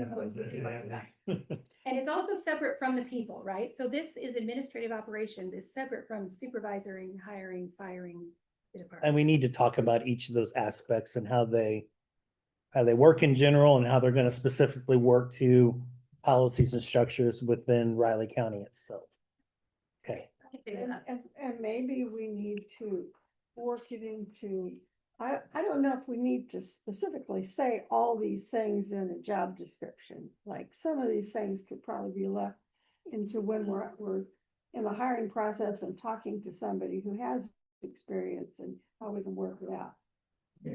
To Elizabeth's point, I think the best thing is to get your wish list out there. Yeah. What do you want them all to do? And then you can try to force the person into it. Yeah, then you know. Well, I don't like that word, force. Yeah. That's not gonna work. We need. You want to tailor the right person to the situation and have the right personality in that position too. Those are two key points. Right. Need a clear job description so they understand, rather than come take this job and we'll tell you what you're gonna do later. Yeah. That doesn't work. I don't think you're gonna get very many applicants. doing that. Yeah. You won't get what you want. But number 5 is, I think there's some key specific elements to that we, Yeah, it needs consideration. yes. I think that's great. Number 6, agenda preparation. This was one that you didn't quite have consensus. I did learn that I believe, and Jacob, you can check this, that I believe that by statute, the clerk is required to do the minutes. And so we had a two for one vote about the agenda staying in the clerk's office. I don't know, not being elected, it makes sense, the agenda and the minutes go together. But, Clarification, it's not the minutes they're supposed to record, but they're supposed to keep seals, records, papers of boards, attend the sessions. And has general powers of a notary public. It does not appear that they're required to do the minutes or the agenda. what are the papers of the? Well, they just have to post where the meetings are gonna be at and what time. Yeah, That has to be public record, and of course, that's a coma issue that I would think would have to run through would make sense to run through another elected department for transparency purposes. Well, it's very clear that you can assign the administrator to do the agenda, and it's also working the way it is. with, Let's say county clerk in conjunction with the. That's what I was looking at. So that what it says.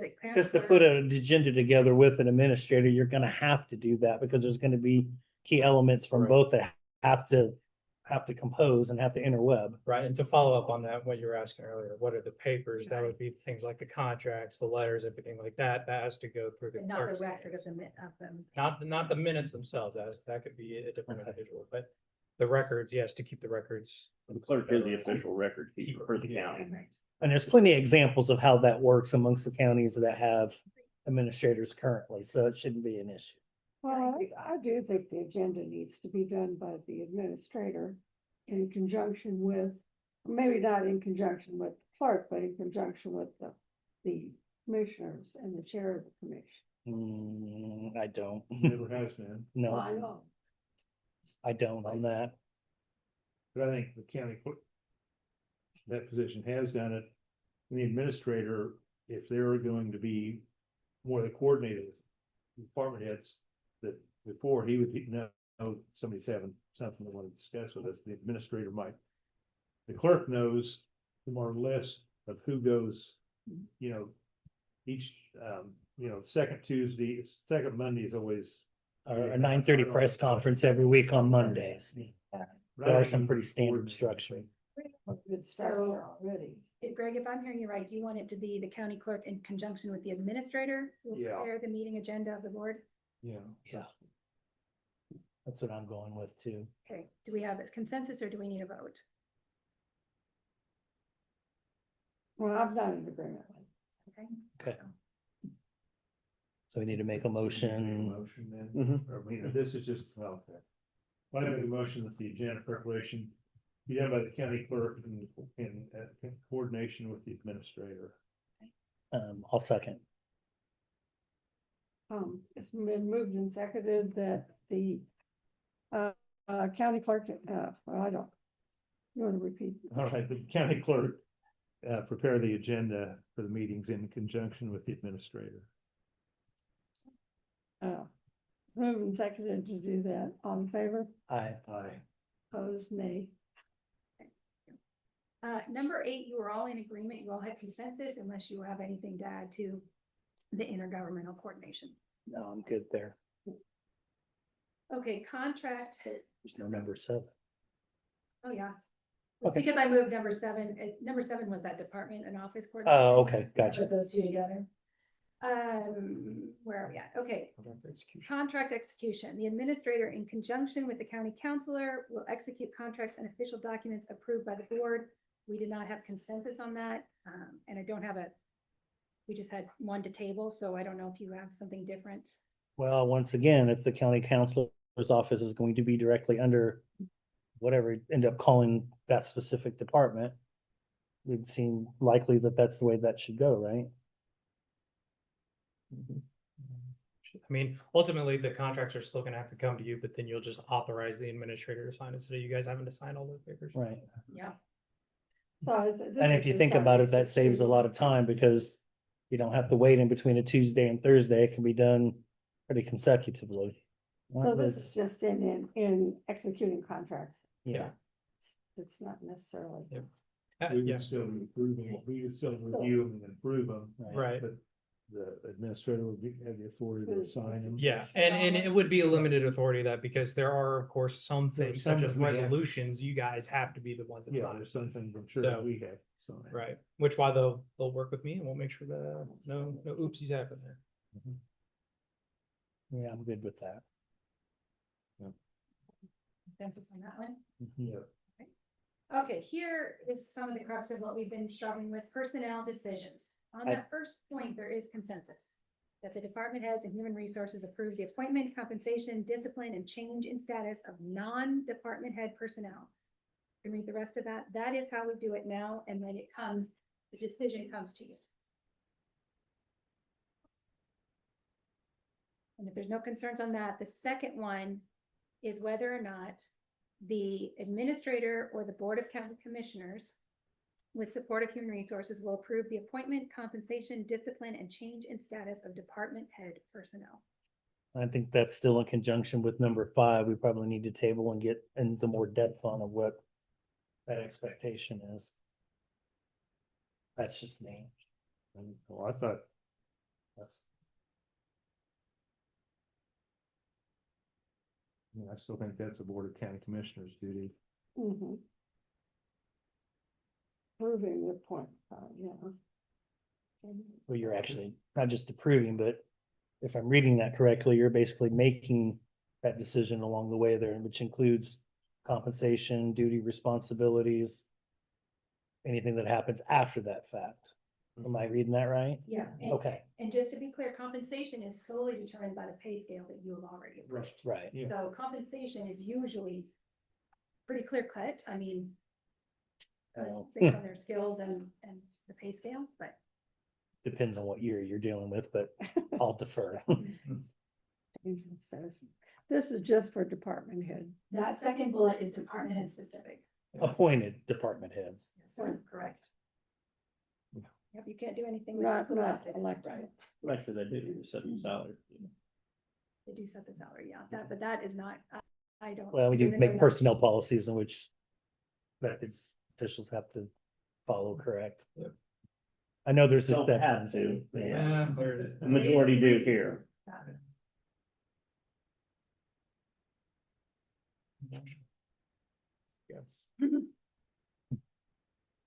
Write it down. I don't wanna bore y'all, so I'll just You keep write it my. down. I'm interested.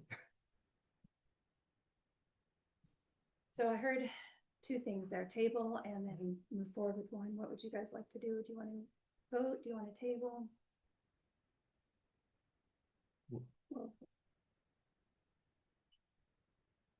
I don't want to cut off the between the department heads and the commissioners. You know, that there should still be a free information flow and discussion between them without anyone in between. So that isn't necessarily what this says. This would be specific to all of the employment decisions. So you still, your process can still have every department head come to you with every monthly presentation, every request. I mean, there's never anybody that would stop anybody from talking to you. It's whether or not, though, you want to have them do the appointment, compensation, discipline, and what change in status means is what John was referring to, hiring, firing, demoting. Evaluations. And Elizabeth, correct me if I'm wrong here, but when you guys are interviewing and you ultimately pick whoever it is gonna be, that's the administrator, we can tell them that we want to still hear from department heads, Yeah. and we're gonna make sure that still happens, and you're gonna make sure that still happens. I think that's really good.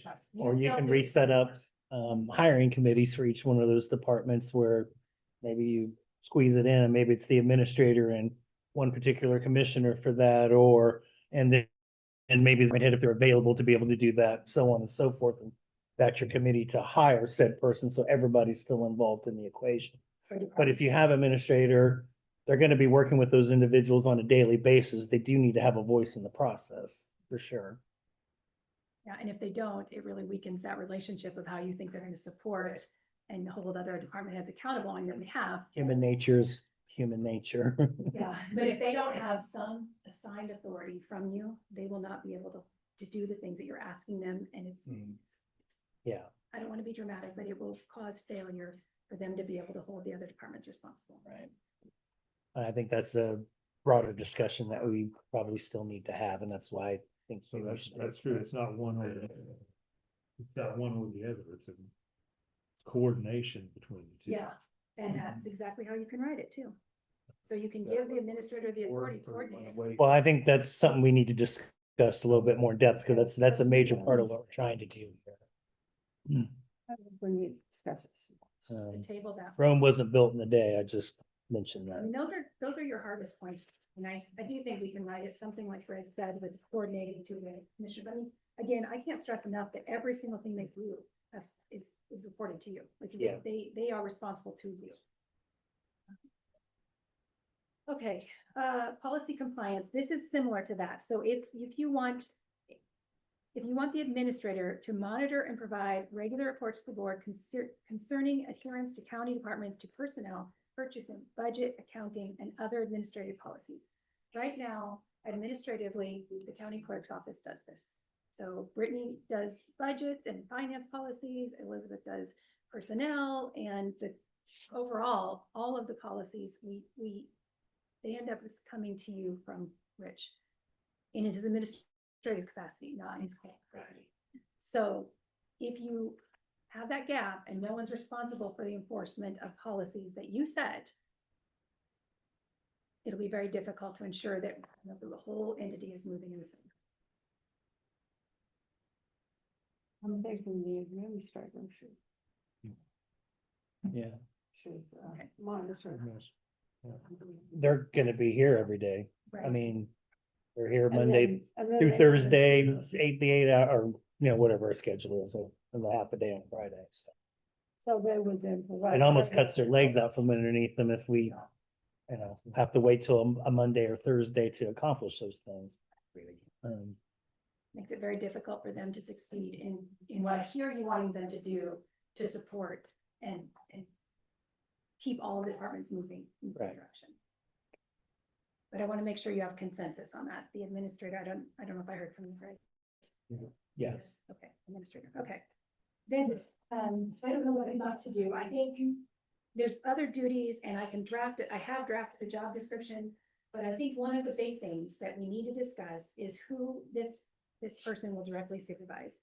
You see in that list, it talks about directly supervise, including the selection, discipline, professional growth, and other employment related decisions of you're in agreement about human resources, you're in agreement with finance, and you're in agreement with public information. We've got 2-to-1 vote on counselor. So I just need you guys to think about whether counselor goes in the administrative services or does not. And just to provide some insight into that question. Administratively, I don't have an issue with it, but the only thing I would be concerned about, one is, again, it's an appointed position, unlike human resources, finance, or public information. So that ties me directly to the board. Also, the board's my client, not the administrator. So my duties, my adherence here is to the board. And so if there's ever a conflict for whatever reason between an administrator and the board, that's going to present some very problematic issues.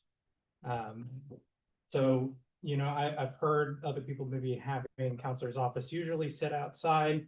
Some of them probably, and I haven't really looked into this. There's probably some that have it inside, but it's only structurally.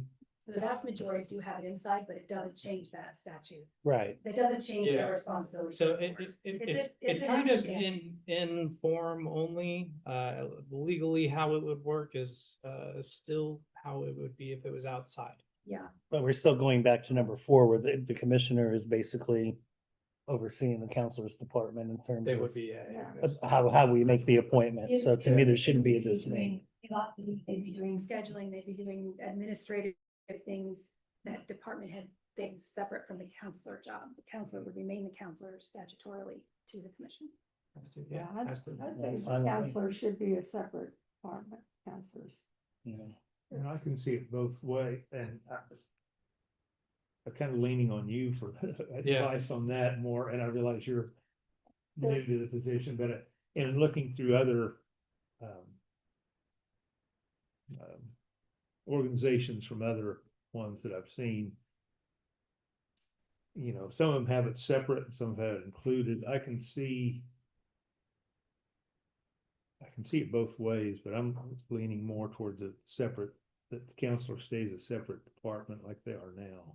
Well, Cause it could cause, I'm concerned it would cause conflicts if they're yeah. under the administrator.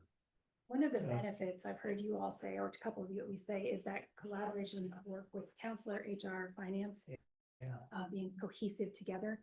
I think that could be an advantage. I don't think we have an issue working together necessarily, but I think that could be an advantage where we're actually kind of involved in the same projects. And I might recommend, if they're gonna lean on your advice, maybe we go out and talk to some people, you go out and talk to some people that do it both ways. Well, I've talked to Clancy about this, and he is vehemently opposed. Mhm. And said if we were going to do administrator, it better be that my office is separate from it. That's his opinion. I don't feel as strongly as Clancy, to be honest. I would be curious if some of those offices that have counselor's office structurally under it, if those aren't offices that are partially hired firms where it's not actually a full-time counselor. It would make more sense if it was that. I think it makes more sense to be separate since we're a full-time two attorney team with staff. And again, maintaining the, I suppose, you kind of want to arm's length the way it is legal from basically everybody else. I mean, it's not that I don't like all of you. But I think you were right, because the one administrator I talked to, their counselor is under them, but it isn't a full-time person, it's a contract employee, Yeah. you know, it's. So it makes sense to keep track of like, oh, they're billing, is this Right, appropriate yeah. billing? Things of that matter. I think that would make more sense when it's that structure. I'm not offering the object of impropriety here, but wouldn't the same thing hold true if you were full-time and not on contract? I mean, No, would because somebody want that transparency there too? it's not a billable hour rate at that point, it's just salary. So But- it's entirely different. But the way you execute some of those things would still be the same thing, would it not? And would deserve transparency. Not, I mean, I'm unless not you want to. insinuating anything, I'm just, It's a different structure of how law firms work. You either have people that work on salary and a flat rate like most government lawyers, or when you hire out lawyers, it's at an hourly rate. For me, I'd like to see if we can get more Those are information dollars from to some of them that have it, because I think some of the bigger ones who have full-time counselors have it one way or the other. Maybe we just need to get some information on how that works and how their statutory responsibility to the commissioners works versus being embedded in the administrator. fair enough. Oh, Yeah, like I say, might investigate what others, Yeah. how it's set up from others. So we want to table. I would suggest that, Yeah. but because we know how it's been done, we don't know how it, Well, how successful it is. we don't know. No, I mean, we just know how it's been done here. We don't really know experientially how it's been done elsewhere, so. You know, and I always appreciate the fact that I can call Jacob, you know, Jacob and say, you know, I'd like some legal advice on what's going on and know that it's just there. It's not. And none of that would change because you would now supervise everybody in that whole chain of command. And Yeah, so I'm not sure if I was put under the office, I mean, what would change? I What mean, if would, there were a what would be the conflict difference? somewhere, and you would have, I mean, If you Yeah. had an administrator that holds the power over all department heads, it would still be the same whether they're under an office or not. And I'm sure that model's taking place too. yeah, and in my mind, I don't see it any different than HR. I'm not going to talk to the administrator about things like FMLA or ADA, but you might call me with a concern and you and I, as a board, will deal with that. You have legal things that you do or do not discuss with the appropriate people, so. Right, yeah. I mean, it's really, I'm the board, I'm in the board's pocket here. yeah, I don't Right. like fuzziness.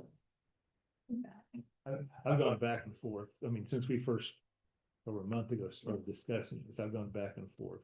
I think we need some facts on how it is and how it is not, and maybe what, like, This is certainly one that there's several different models for.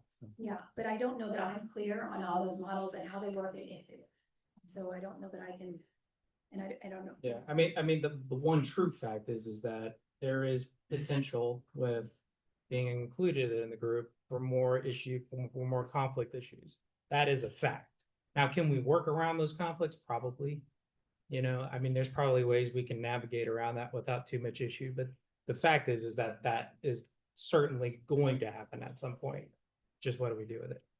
And I think it's equally a fact that there will be more collaboration, conflict resolution, more efficiency. I mean, I think that is also just embedded in working in a division together. And I think it is equally proven as that. So and again, I'm not out advocating. I just think that if we say there's gonna be conflict, yes. And by working in a team, you will actually have some more efficiency, but I don't know. I'll clarify conflict, not in the way of like actual, you know, people having issues. Don't think we're Conflict. fist fight. No fist fights. Yeah. That's happened amongst Sure.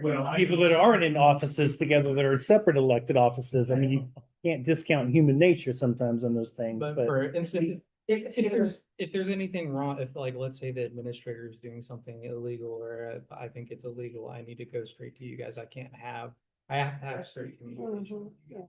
which could Which be, still happen. you could structure it that way, so that's the way it's supposed to Right. be. But I think if you blur the line, if you put it structurally under, it can, like I said, it can still work out. But you just blur the line. And my question really at this point is, would that be unnecessarily blurring? or do we gain a benefit? I mean, and that's maybe for you guys to decide. I think there's benefit and there's potential risk, so I would love to get. Well, that's life. Well, no. Yeah. I mean, are you okay to table that or? Yeah, that's fine. Okay, I will work on getting more information and I'll try to get it to all four of you. So you can kind of evaluate and then Jacob can get this input as well. Do you want anything else? Can I move forward with drafting a position description with some of these things? Do you want to have a work session amongst three of you for those really two big tables situations? Yes, Yeah. well, probably all three, but I think in the meantime, a job description and some sort of what financial compensation will look like. We need to start, we need to start getting to, Compensation is only get a job description. well, that's fine, but you can coordinate that both at the same time. Right. So we can keep the process moving. So Jacob, when we have a work session for them to discuss those two big bullet points of supervision and authority. We're gonna have to do that in a commissioner meeting, correct? Yeah. So do you want me to schedule time for you in the next meeting? Do you want to, we have time set apart in 2 weeks? I need to look at my calendar because April is a lot. A lot. So we already have this same reorganization time scheduled in 2 weeks. That's good. No, actually you don't, because we'll be in Hutchinson. Yeah, we've got a date on the calendar. I'm sorry, I left it in my. 23rd. You've got a date already on the calendar. Okay. So you can do that or I can schedule separately. You might just send an email to us and let us check our schedule and see if it matches. Okay, sounds good. I can do that. Anything else you'd like me to do? Yes. 22nd, 23rd. I don't know, it's on the 16th currently scheduled Thank you. at And he 11. has his on. That's a week before, okay. That's just a week. Yes, Next because of Thursday. that. I think you're gonna need more than a week to put information together, are you not? Well, this would not be the information. This would be your guessing what kind of supervision oversight you. But we need information to do that. So you might stretch that out a little bit to give yourself some time. Well, we're gonna, Think meetings, How much stretch things out. do you have on that schedule? There's an hour that day. I mean, it's at 11, you can go all day long, Yeah. as long as you're buying lunch out of gas. You could expect a half an hour, but you know, this went a little more than that. We put it at the end, so we can leave it on and discuss in a week. Yeah, I think See so. what I can, you think about. I don't think next Thursday is gonna work for me. You won't be here. I'll be here, but I've 16th and the 20th, I've got early appointments. We right now have it Mm. starting at 11 next week, so that won't work. If we have an hour-long discussion, it won't. I think these items we probably will. Would you like to do commission? May look at the 16th and maybe see if I can reschedule that one, but 20th, so I'll work. Okay. On that Monday, Yeah. Thursday, the 23rd. we'll be in Hutch, we won't be in session. Unless we can move some things around on the We need to 16th. Keep pushing weeks back at a time. Do we, can we move some things around on the 16th, so we have a couple hours? Would you like a couple hours and move someone else off of this? Well, you may have to do it without me. Well, I mean. It's a you know, doctor's appointment, Before, so yeah, I have something too, but I mean, to do it in like, what time is your doctor's appointment? 1 o'clock. Okay, so if we did it like at 10, we'll move some people around, 10, we could, That's fine. you know, do an hour and a half, That's something like fine. that. And so you right now have Daniel and Ryan Pete and then our work session, so maybe just. Move Just them. have or- somebody work on that. I guess my question, does that give you enough time to put information together? Okay, So we'll do it at 10 o'clock on Thursday. Right? Okay, all right. You know how to reach it if you have other things you want to add. That way we get this going. I agree, You but made some good progress. I can't stop everything else in life sometimes either. Sorry. We'll move some other people around. Yeah, that'll This work. is critical. That's fine. Gotta get it done. Commissioner Foki, may I ask a question? And related to budgets for It's this? related to. It is related to this. Yes, ma'am. Thank you.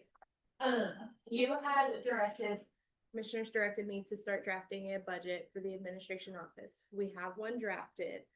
That obviously does not have the county administrator in it. So as you guys work through this, you also said that you want me to present it before my May 11th presentations of all my other budgets.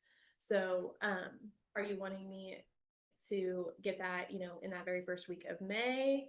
Because you have other things coming up on your calendar and we have, it's almost the end of April? Or do you just want to have it on May 11th? The May 11th is when you present everything, or? When I'll present all of my other budgets, so like bond and interest, capital That seems, improvement. seems logical. Yeah. Cause I want you to be able to work through Cause this. if I remember correctly, we knocked everything else off the calendar but budgetary stuff for the 11th. 4th, 11th and 14th. Okay, thank you. Yep, so, and that gives you more time that to was work what I was through the telling job you. description, and then Elizabeth can set the pay, and then I can get that worked in there, and then you're not really feeling scrunched for that time, and I can send it to you in advance. As soon as I send it. I mean, that is the Yes. final one. Yes. But give us the first run through, and like say, if we start changing, fine tuning some things, it might need to be adjusted, but Yeah. that's a good, we got a place to start. Okay, perfect, I just wanted clarification on that, thank you.